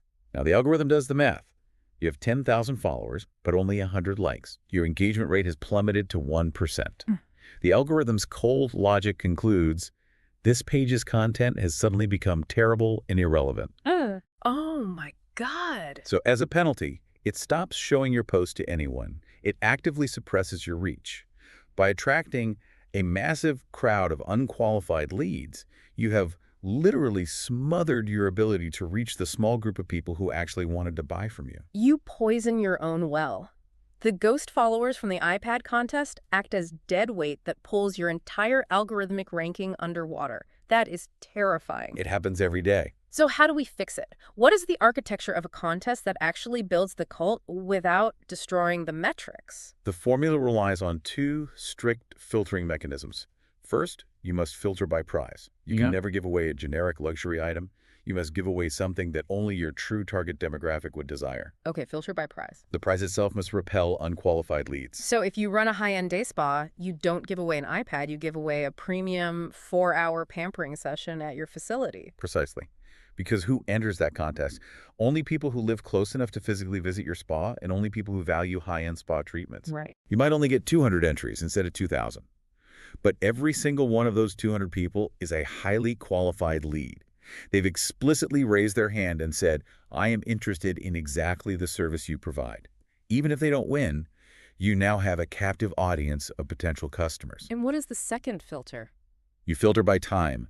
Most brands run a contest for 24 or 48 hours to manufacture urgency. That is a mistake. You should make the contest last a long time. Run it for 3 weeks or even a full month. Why does dragging it out help? Doesn't that kill the momentum? It kills the momentum for the wrong people. Oh, interesting. There are massive, organized communities online dedicated entirely to sweeping, finding and entering hundreds of quick social media giveaways every day. They use automated bots, they use burner accounts. They are professional sweepstakes hunters looking for instant gratification. I had no idea that was a thing. Oh, it's huge. If they see a contest that doesn't draw a winner for a month, it breaks their dopamine loop. They lose interest and move on. The people who are willing to wait and who are willing to engage with your content over a 4-week period while the contest runs are demonstrating genuine, sustained interest in your brand. That is incredibly strategic. Filter by prize to ensure relevance, and filter by time to weed out the parasites. You intentionally suppress the raw volume of entries to guarantee the absolute highest quality of engagement. You prioritize the health of the network over the sheer quantity of vanity metrics. Ultimately, a small, hyper-engaged cult following of 1,000 true fans will generate vastly more revenue and algorithmic stability than a massive, silent audience of 10,000 sweepstakes hunters. Okay, we have covered an immense landscape today. We started with the foundational psychology of the 80-20 rule and the power of micro-commitments. We learned how to spot cultural tsunamis and ride them without wiping out like SpaghettiOs. A very important lesson. We broke down the literal pixel mechanics and UI logic that dictate whether an image lives or dies in the feed, including the counterintuitive genius of the selfless share. And finally, we explored how to build an authentic, highly qualified cult following without poisoning our own metrics with fake engagement. That's a lot to process. It really is. So if we step back and look at all of these highly technical systems, what is the unifying theory? How do we synthesize all of this into one core insight for the listener? If you look closely at every single tactic we discussed, whether it's removing your logo to encourage sharing, or running a highly targeted local contest, or carefully timing a clever photo of an Oreo cookie to celebrate a space launch, they all point to one profound truth. Which is? The soul of effective social media marketing is realizing that your content is never actually a monologue about what you sell. It must be a meticulously crafted mirror. Yes, your content is a mirror reflecting what your audience cares about, what they struggle with, and how they wish to be perceived by their peers. People do not engage with brands. They engage with themselves through brands. That is such a perspective shift. Your posts, your images, your questions, they are merely tools you provide for your audience to construct and broadcast their own digital identity. When you stop trying to force them to look at you and start helping them look at themselves, that is when the magic happens. I love that visual so much. When you are sitting at your desk tomorrow morning staring at that blinking cursor on your screen, you shouldn't feel the anxiety of staring at a blank wall that you somehow have to paint a masterpiece on. No, not at all. You are just holding up a mirror, and your only job is to tilt it, format it, and position it so that your audience can see themselves clearly. Because when they finally see themselves in your content, that is the exact millisecond they stop scrolling. And that is the exact moment a passive observer begins the transformation into an active, dedicated advocate. Now that you understand the psychological and mechanical architectures of exactly what to post to make that mirror work, you are ready for the next level. Because having the perfect content doesn't matter if the platform's overarching artificial intelligence decides to hide it. You need to understand the deeper hidden variables that govern the biggest giant in the room. So next time, we are diving deep into the intricate algorithmic mechanics of mastering Facebook. Until then, keep tilting that mirror. So, picture this. You're sitting there, staring at your screen. You just spent, 2 hours crafting what you genuinely think is a masterpiece. Oh, I know this feeling well. Right? It's this brilliantly written update about your business. You've got a perfectly lit photo, the whole 9 yards. You hit publish. And then you wait. You're just hitting refresh over and over. Exactly. Refresh, refresh. And finally, you get one like. Where? And it's from your mom. Yeah. It's brutal. It really is. It's so demoralizing. And, you might be thinking right now that organic reach on Facebook is just completely dead, like it's a relic of the past, right? Which is what everyone says, yeah. But, well, what if I told you that just a few simple tweaks to the actual mechanics of your posts could change everything? And, maybe as little as $1 a day could unlock this massive, highly engaged audience that is actually eager to hear from you. It sounds kind of crazy, right? Yeah. Especially when we are constantly just bombarded with these doom and gloom narratives about the algorithm. Oh, totally. The algorithm is always the villain. Right. And it's like crushing small businesses, supposedly. Yeah. The prevailing myth out there is that without this massive, Fortune 500 corporate budget, your content is essentially invisible. Yeah, just shouting into the void. Exactly.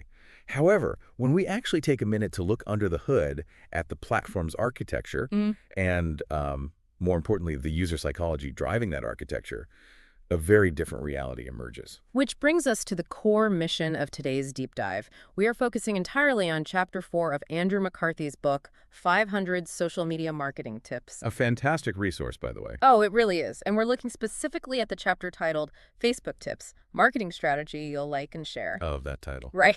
It's clever. Yeah. So our goal today is to give you, the listener, an absolute masterclass in navigating Facebook's tricky, often really misunderstood ecosystem. And it is definitely misunderstood. Big time. So by the time we finish this conversation, you're going to know the mechanical differences between a proper digital presence and, well, a digital liability. Yes, that distinction is so critical. We're going to cover how to engineer content that actually triggers interaction and, like, how to leverage paid tools with absolute micro budgets. The $1 a day strategy. Yeah. It's my favorite. It's so good. Okay, let's unpack this. But before we get into the hacks and the strategies, I feel like we have to address the elephant in the room. Let's hear it. Why are we dedicating this much time to a platform that, frankly, some people claim is past its prime? Yeah, I hear that a lot. But if we just look at the sheer scale and the behavioral data, that whole past its prime narrative just falls apart completely. Really? Completely. I mean, we are talking about the undisputed heavyweight champion of social networks. Yeah. It boasts well over 1 billion active users. That is just a staggering number to even comprehend. It is. Now, it is important to contextualize our source material here. McCarthy's text captures a very specific era of digital marketing. Right, because things move fast. Exactly. He highlights Pew Internet Survey data showing like 74% of adults in North America using social networking sites, with this massive adoption among the 30 to 49-year-old demographic. Which is a huge buying power demographic. Huge. And while those specific numbers belong to the publications era, the foundational logic established back then, that became the permanent DNA of social media today. So the rules of the game haven't really changed? No, the core mechanics are the same. Your target audience is definitively there. They are integrated into that ecosystem on a daily basis. Right. The critical shift that the author identifies, which absolutely remains law today, is the death of traditional broadcast marketing. Okay, wait. Let me make sure I understand that distinction. When you say broadcast marketing, you mean like the old model of standing on a soapbox, shouting your message through a megaphone, and just hoping someone passing by happens to care. Precisely. That's exactly it. Yeah. The broadcast model essentially assumes a captive audience. Think of a TV commercial. Right, you're stuck watching it. Exactly. But social media, conversely, is an attention economy. It's built entirely on voluntary interaction. So you can't just yell at people anymore. No, success requires a highly strategic, very relational approach. You are no longer this broadcaster dictating a message.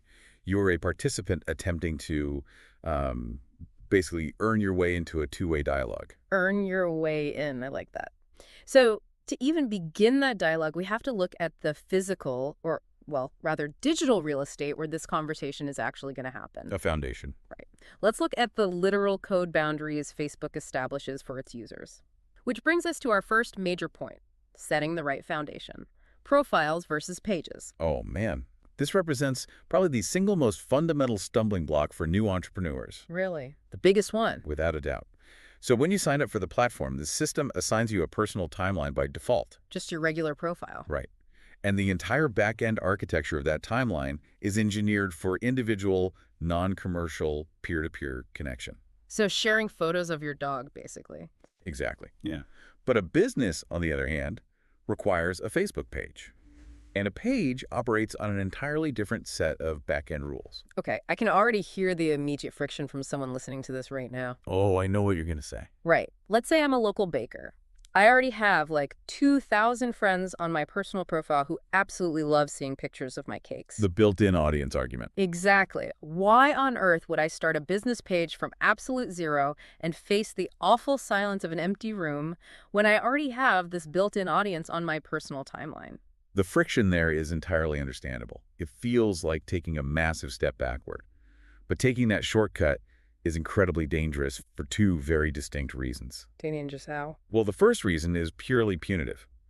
Operating a commercial entity through a personal timeline is a direct violation of the platform's terms of service. Oh, wow. So you're actually breaking the rules. Oh, big time. Yeah. They actually deploy these automated scrapers that are constantly looking for commercial behavior on personal profiles. Wait, really? Like bots just scanning your posts? Yes.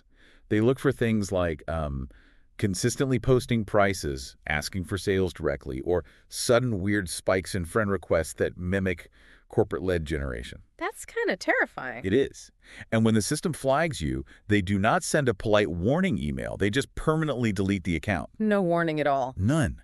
You just wake up one morning and years of network building, all those 2,000 friends and cake photos, just vanish. Okay, so the risk of eviction is incredibly high. That alone should scare people straight. But beyond just, following the rules so you don't get deleted, there has to be a structural advantage to the business page, right? Otherwise, no one would want to use them. Oh, the structural advantage is massive. Think of a personal profile as essentially a closed data loop. Meaning what, exactly? Meaning you can see who likes your posts, and that is pretty much it. A business page, however, is an open node. It's fundamentally designed for data analysis. So you get the actual analytics. Exactly. It unlocks deep demographic insights. You can see the exact age, the location, the active hours of the people interacting with you. That's gold for a business. It's everything. Plus, it allows for custom tabs on your page. And crucially, this is the big one, it grants access to the advertising API.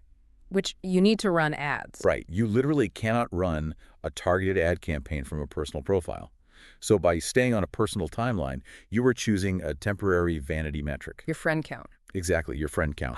You're choosing that over the long-term architectural tools you actually need to scale a business. So for anyone listening right now who's like, oh no, I'm currently running my side hustle through my personal profile, don't panic. Right, there is a fix. The source material actually offers a brilliant parachute for this. You don't actually have to start from zero. Yes, the migration tool. It's a lifesaver. The platform provides this specific migration tool where you can convert your profile into a page. And the mechanics of this are quite elegant. Very smooth. Your existing friends are basically automatically converted into fans who like the new page.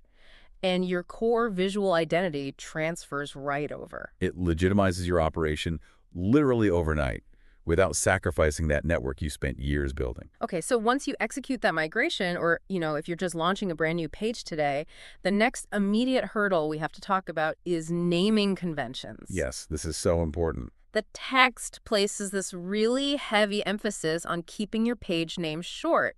And I feel like this isn't just about sounding punchy, right? There is a strict logistical trap here. A huge trap. The platform's rules historically lock your page name once you cross the threshold of 200 likes. They lock it, like you can't change it at all. Well, if you want to change it after that 200 like mark, you have to submit a formal manual request to Facebook support. And honestly, it is notoriously difficult to get that approved. So you are stuck with whatever you chose. Pretty much. So you have to get it right. I want to dig into the psychology and the UX design of that short name requirement. The book mentions that a short name is vital because of how it appears in ads. Yeah, we have to consider the physical dimensions of the screens where your brand will actually be seen by a user. Mostly phones. Exactly. As you inevitably move into paid promotion, your page name often serves as the primary headline of the ad unit itself. Okay. And on a mobile device, that headline space is violently restricted. It's often capped at around just 25 characters before it just gets cut off. Cut off with an ellipsis, right? Or just chopped off entirely. Yeah, exactly. So if I name my business, I don't know, the Incredible Artisan Bread and Pastry Emporium of Downtown. A terrible name, by the way. Terribly long, yes. Yeah. The user scrolling on their phone is just going to see the Incredible Artisan Bee followed by nothing. Right. It creates this massive cognitive disconnect for the user. It creates friction, and friction kills engagement. It makes the whole brand look sloppy. Yes. It looks unoptimized. And this need for digital brevity leads directly into the concept of the vanity URL. Yes. The text notes that once you hit 25 likes, you unlock the ability to claim a custom vanity URL. Which you should do immediately. Right. So instead of your digital address being this random, ugly string of algorithmic numbers, it becomes a clean facebook.com forward to your brand. Why is this low-hanging fruit so critical for a business? Because it acts as an anchor for your brand's legitimacy across the entire internet. It just looks better. It looks professional. A clean URL is easily searchable. It fits seamlessly onto physical marketing materials like business cards or your storefront window, and it reinforces brand recall. So it signals to the consumer that you actually understand how to operate professionally in a digital space. Exactly. You're not an amateur. Okay, so let's take stock here. We have secured our digital property. We have the right zoning. We're on a business page, not a profile. Check. We have a clean sign above the door with a short name and a custom URL. We have trapped this lightning in a bottle. We built the storefront. Right, but a beautiful storefront means absolutely nothing if the road leading to it is closed. So true. We have to figure out how to get traffic to actually stop and look in the window, which means we are going head-to-head with the algorithm. And see, right there, thinking of the algorithm as an antagonist is a very common trap. Oh, really? Because it definitely feels like the enemy most days. It does, but it is far more accurate to view the algorithm as a hyper-anxious party host. An anxious party host. Okay, explain that. Well, its primary directive is to ensure that absolutely no user gets bored and leaves the application. So it wants everyone to stay at the party. Exactly. To achieve this, it acts as a highly sophisticated quality control mechanism. The source material references this really pivotal moment back in 2013. What happened in 2013? Facebook surveyed thousands of human users, and they asked them to manually rate the quality of content in their feeds. Like actually grading the posts. Yes. And then they took those human emotional responses and mapped them directly into their machine learning models. So they essentially taught the code how to recognize human frustration. That is exactly what they did. And the text points out that one of the fastest ways to frustrate a user and therefore trigger algorithmic punishment is clickbait. Yes. The mechanics of how the algorithm identifies clickbait are absolutely fascinating. How does it know? Does it just read the headline? No, it doesn't just read the sensational headline. It monitors behavioral timestamps. Oh, wow. So let's say you post a link with the headline, "You won't believe what this celebrity did next." Classic clickbait. Right.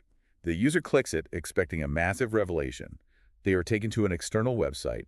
They realize the article is just thin, valueless filler. And they immediately hit the back button to return to Facebook. Exactly. And the machine is timing that interaction. Wait, it measures how long you were gone. It calculates the dwell time off platform.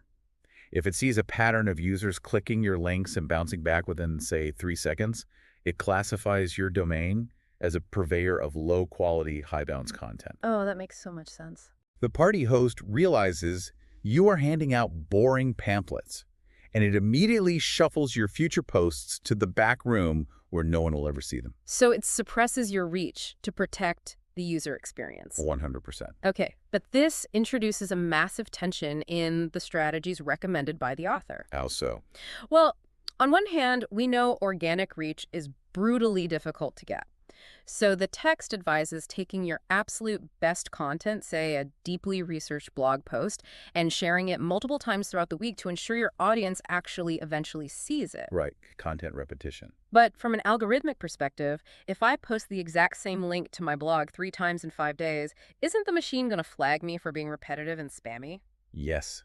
The machine absolutely will penalize you if you simply copy and paste identical data sets. Because it just looks like spam. Because it is spam to the algorithm. Mm-hmm. The system tracks the exact text trends and the hash of the image file. The hash. Yeah, the underlying digital fingerprint of the image.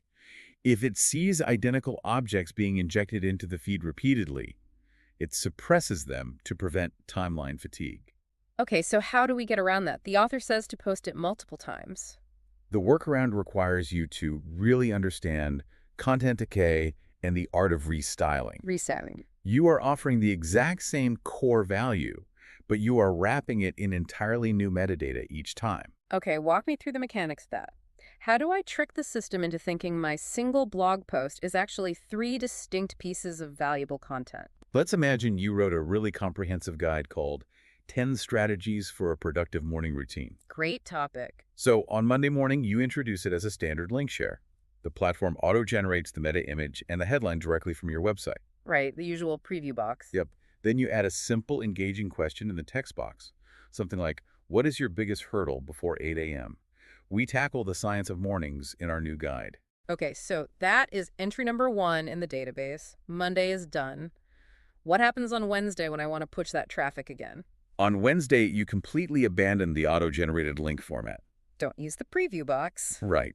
Instead, you upload a native, high-resolution photograph.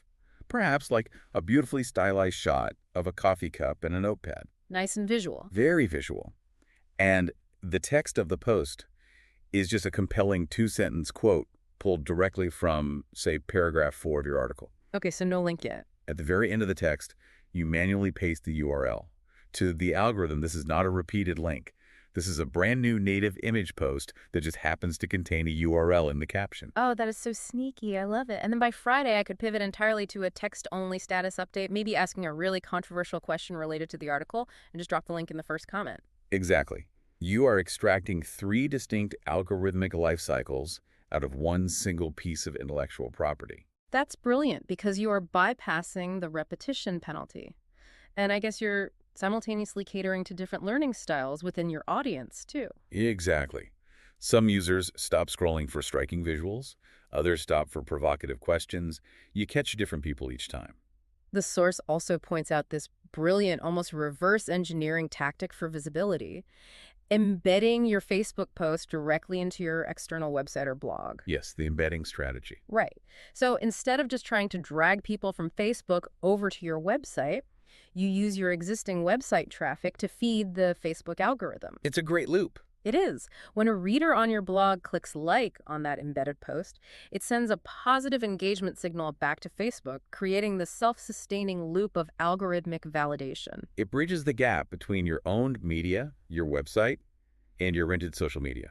Rented social media. That's a good way to put it. It is rented, ultimately. And, while we're discussing visibility, the text highlights a strategy that bypasses the algorithmic lottery altogether. Ooh, a cheat code. Sort of. It involves literally training your audience to rewrite their own code parameters. Ah, this see-first strategy. Yes. I find this endlessly clever because you are explicitly acknowledging the algorithm's power to the user and then asking them to help you defeat it. It's very meta. It is. So you create a post with a visual screenshot showing your fans exactly how to navigate to the liked button on your page, click the little drop-down menu, and manually select Get Notifications and See First. You are leveraging transparency here.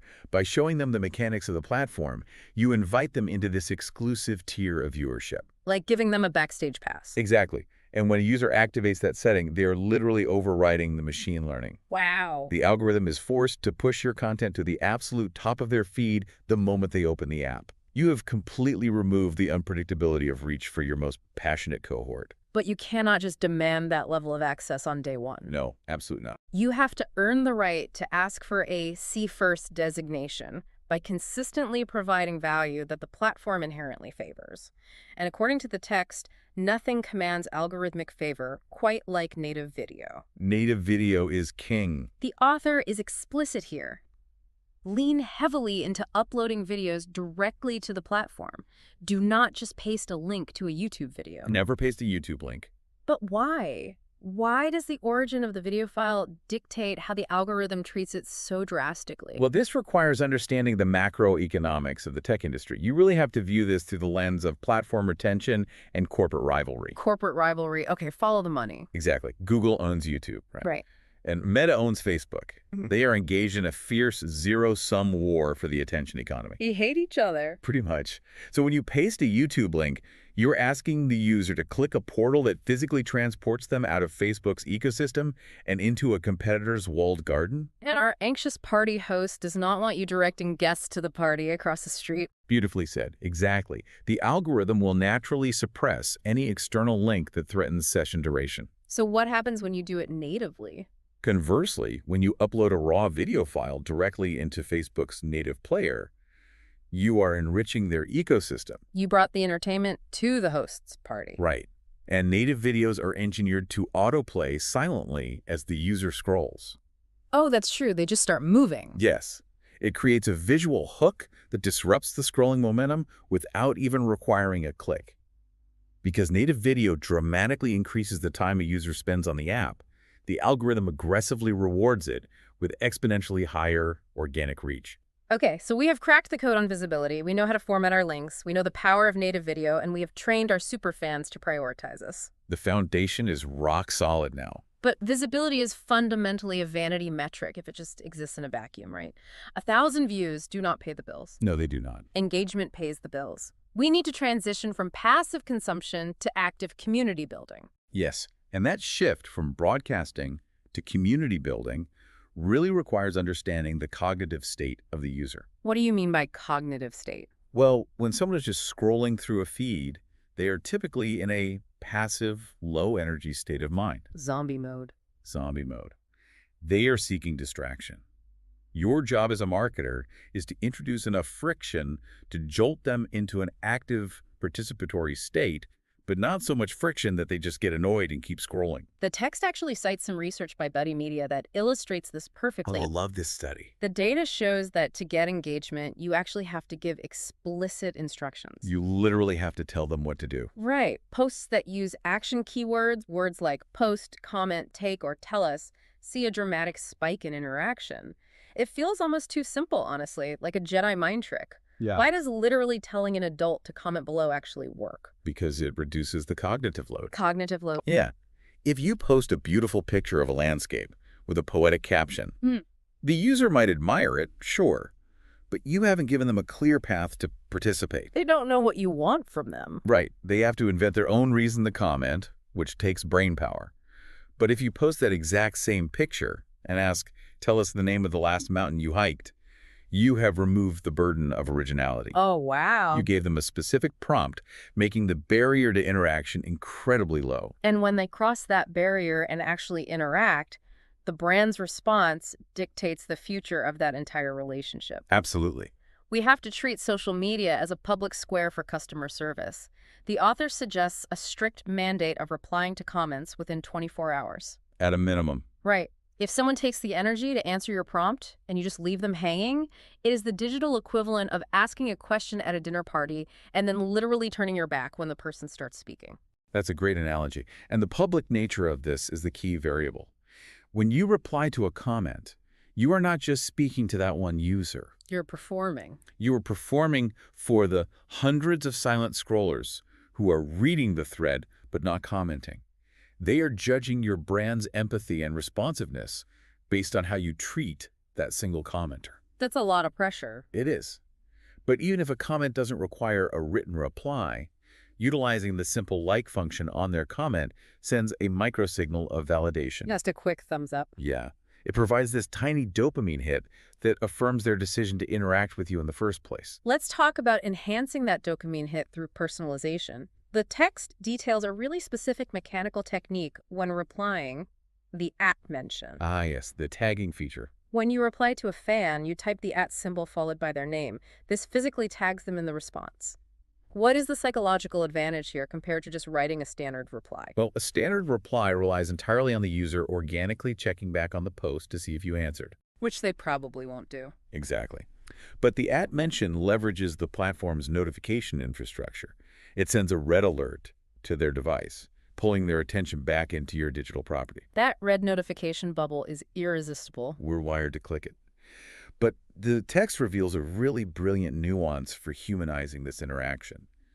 When you use the @ mention, the system automatically inserts their full name, for instance, @John Smith. Which feels incredibly formal, like you are reading from a corporate ledger or a court document. Exactly. But if you immediately hit backspace, it deletes the last name while keeping the functional tag active. So it just says @John. The reply now reads @John. You have instantly shattered that corporate veneer. You are addressing them informally, establishing this parasocial dynamic that feels like peer-to-peer communication rather than business-to-consumer broadcasting. That is such a subtle but powerful tweak. It really is. Yeah. And when you couple that by signing off the comment with your own first name, you complete the illusion of genuine human connection.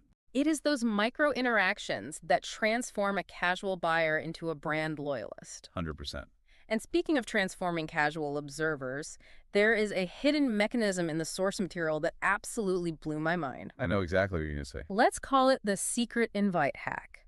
And it solves the massive friction point of lead generation.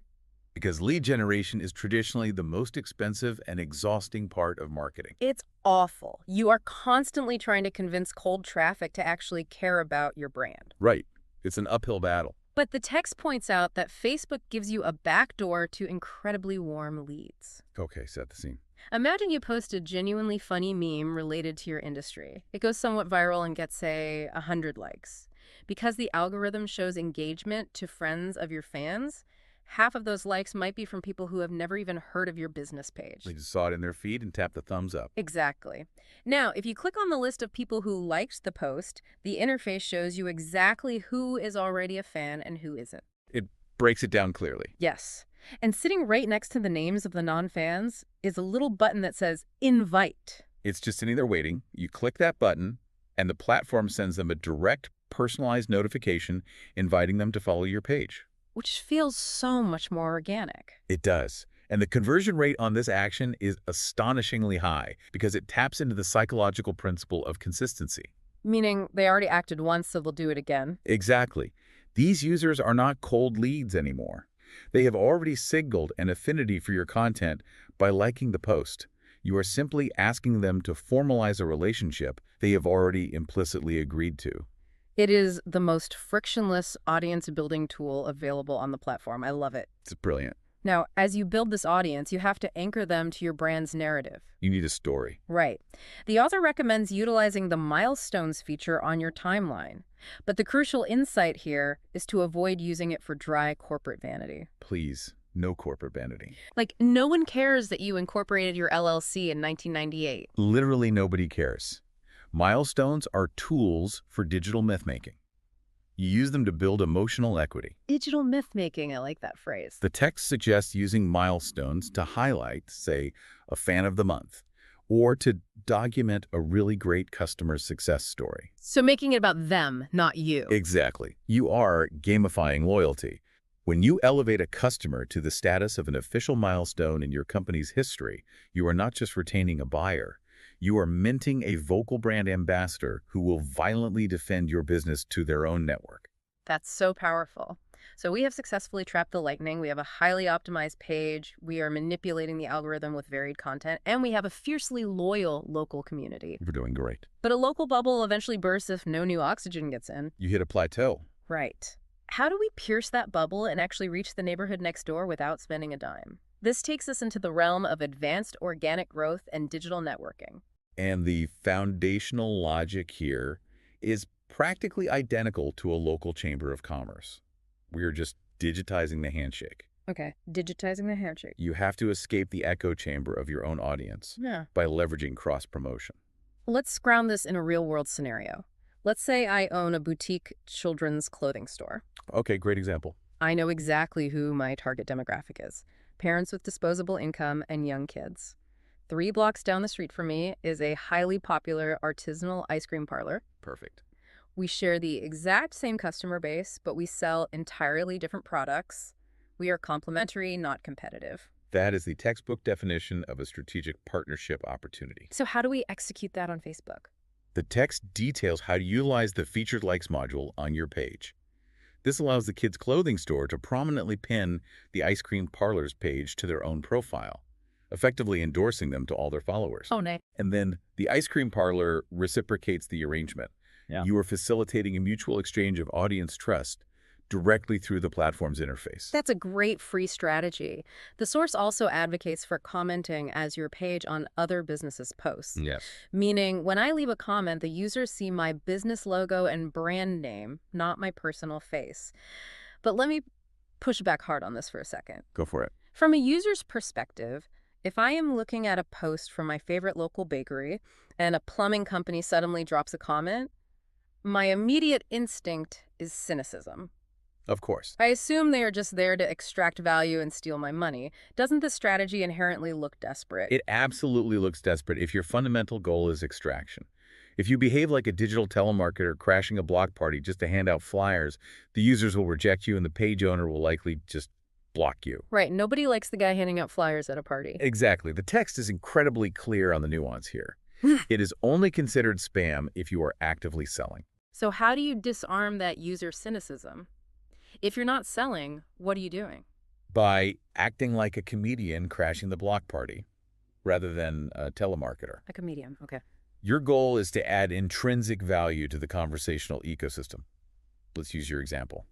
If the bakery posts a picture of a burnt batch of cookies and the plumbing company leaves a genuinely witty, self-deprecating comment about how they understand the pain of a pipe bursting under pressure. Oh, that's actually funny. Right. The dynamic completely changes. You make the users laugh. Human curiosity overrides their cynicism, and they naturally click your business logo to see who left a clever remark. So you're pulling them in, not pushing a message on them. Exactly. You attract an audience through the sheer magnetism of your interaction, not through a sales pitch. It is the difference between earning attention and demanding it. Well said. And this strategy of adding value scales perfectly into Facebook groups, which the text identifies as a massive concentrated opportunity. Groups are so underutilized. They are the digital equivalent of niche convention centers. Give me an example. Okay, if you are an accountant, you join groups strictly dedicated to small business tax questions.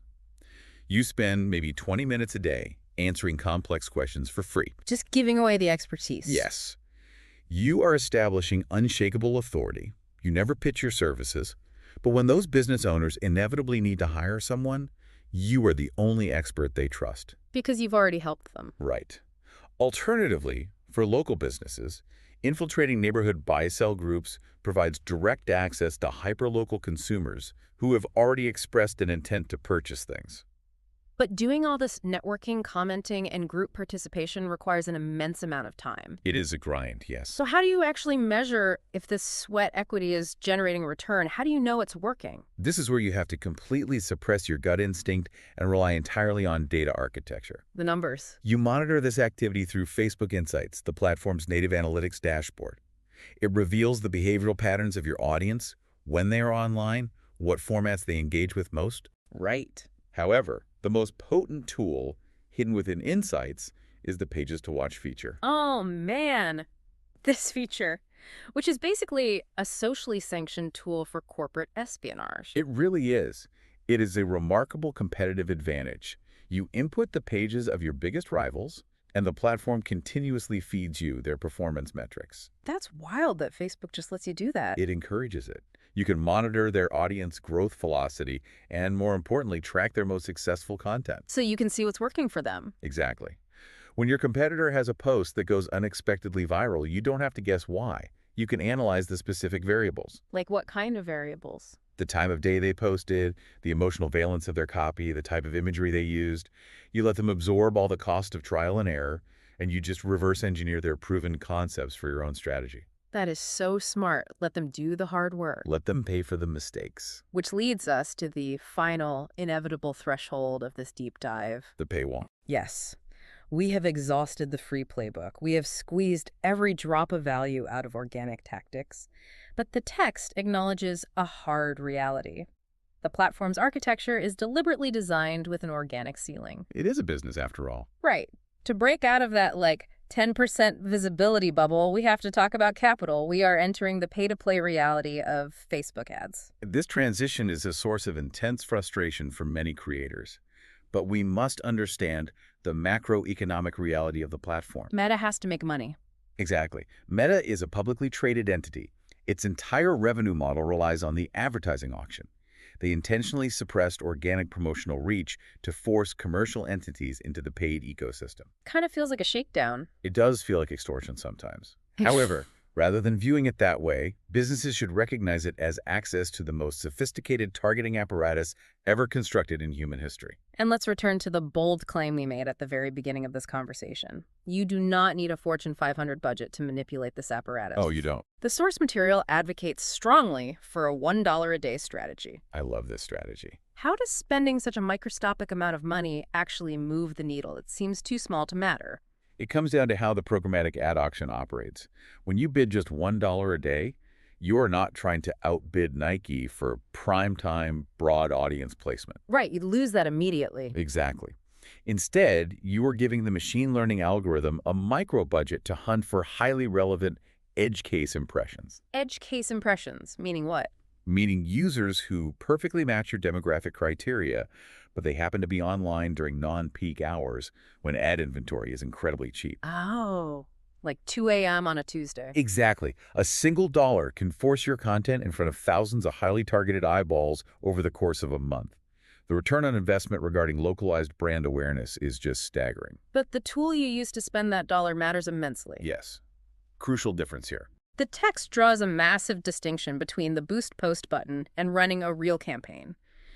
Facebook places that little blue Boost button under every single post on your page. It's so tempting. It's incredibly frictionless. You click it, give them a credit card, and the post gets more views. Why does the expert advice warn against relying on this easy button? Because it is a blunt instrument designed for convenience, not precision. A blunt instrument. When you boost a post, you are essentially telling the algorithm, here's some money, make sure the people who already like me, and maybe their immediate friends, see this. So it's a very shallow pool. Very shallow. It completely lacks the surgical capabilities necessary for scaling.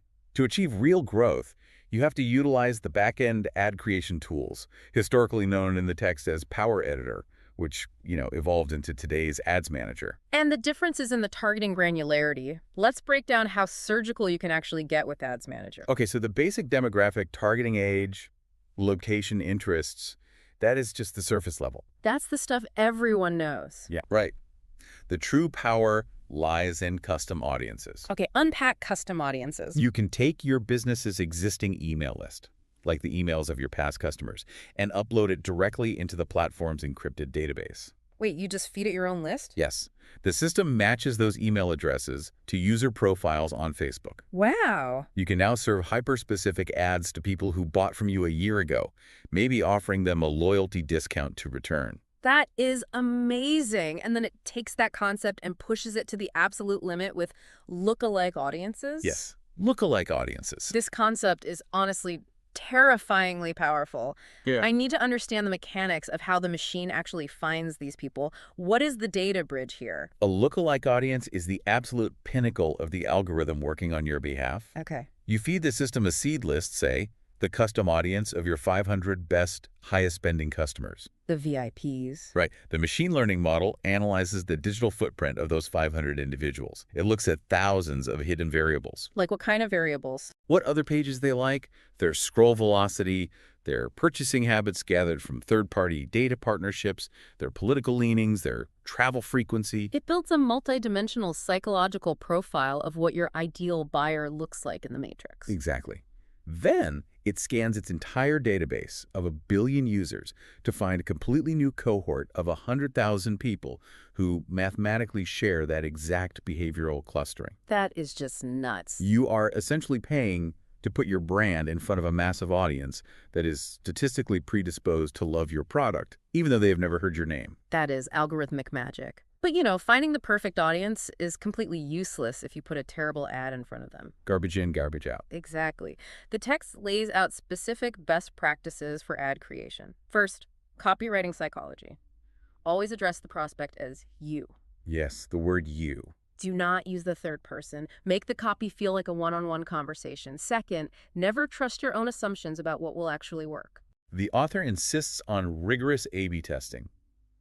You must create at least 4 variations of a single ad. 4 variations? This seems like a lot of work. It is, but you are testing different variables against each other to achieve actual statistical significance. What are we testing? Everything. Does a long, story-driven caption outperform a punchy one-liner? Does an image of the product perform better than an image of a person smiling while using the product? Does a Learn More button drive cheaper clicks than a Shop Now button? So you let the market dictate the winning combination, and then you funnel your entire budget into the victor. Exactly. Don't guess, let the data decide. And the text offers a crucial operational warning here: data hygiene. Oh, please listen to this part. If you are running multiple tests, you cannot just let the system default to naming them Campaign 1 and Campaign 2. You will drown in an unreadable spreadsheet in about a week. You absolutely must adopt a rigid naming convention from day one. How should we name them? The author suggests a structured format. Something like business name, dash, page name, dash, item promoted, dash, objective. Give me an example. So an ad set might be labeled Artisan Bakery Main Page Sourdough Loaves Website Clicks. Very clean. This organizational discipline allows you to glance at your dashboard months later and instantly comprehend the historical data without having to click into the micro settings of every single campaign. Okay, we have covered an unbelievable amount of tactical ground today. We really have. We have the foundation, the community, the algorithm, and the advertising engine. But there is one final highly strategic hack in the text that actually loops us all the way back to the very first point we discussed today. A personal profile hack. Yes. We spent the first 10 minutes establishing that you absolutely cannot use a personal profile for business or you will be deleted. You will be. However, there is a loophole. There is a completely rule-abiding mechanism to leverage your personal network without triggering the wrath of the terms of service. It is a very delicate balancing act, but it is wildly effective. Who is this best for? Primarily for entrepreneurs who serve as the face of their brand. So consultants, real estate agents, authors, that kind of thing. Okay, so how does it work? The first mechanical step is to activate the follow button on your personal profile settings. To understand why this matters, we have to look at the default behavior, right? Normally, if someone wants to connect with you, they send a friend request. Right. If you accept, that person now has full access to your private digital life photos of your children, your vacation check-ins, everything. The intimate stuff. But turning on the follow button creates a bifurcated identity. It is like setting up a VIP velvet rope at a nightclub. Great visual. Your actual friends and family are inside the VIP section, experiencing the intimate details of your life. But the general public, your customers, industry peers, podcast listeners, can still stand outside the rope and watch the main stage performance. That is a brilliant way to visualize the data permissions. Thank you. When a user follows you instead of friending you, they are only subscribing to the status updates that you manually designate with the public privacy setting. Ah, so you control what goes over the rope. Exactly. You can share profound industry insights, commentary on market trends, or links to your company's latest achievements entirely publicly. Your followers receive this value in their feeds, while your personal, intimate lives remain safely hidden behind the privacy wall. But that creates a new problem, doesn't it? What's that? What if I have 800 actual Facebook friends, and it is a completely chaotic mix of former clients, business peers, and my buddies from high school? Messy middle. Right. If I post a highly technical update about digital marketing, my business contacts will love it, but I am simultaneously spamming my high school friends with jargon they absolutely do not care about. How do I segment an audience that is already tangled together? This is where you utilize custom lists. Custom lists. Yes. The platform allows you to manually categorize your friends into distinct back-end folders. You literally spend an hour auditing your friend list, placing your professional contacts into a list named, say, industry peers. Okay, so you group them up. Then, when you draft a status update that is strictly professional, you adjust the individual post's privacy setting so that it only publishes to that specific custom list. So the algorithm only injects that post into the feeds of the people on that list? Exactly.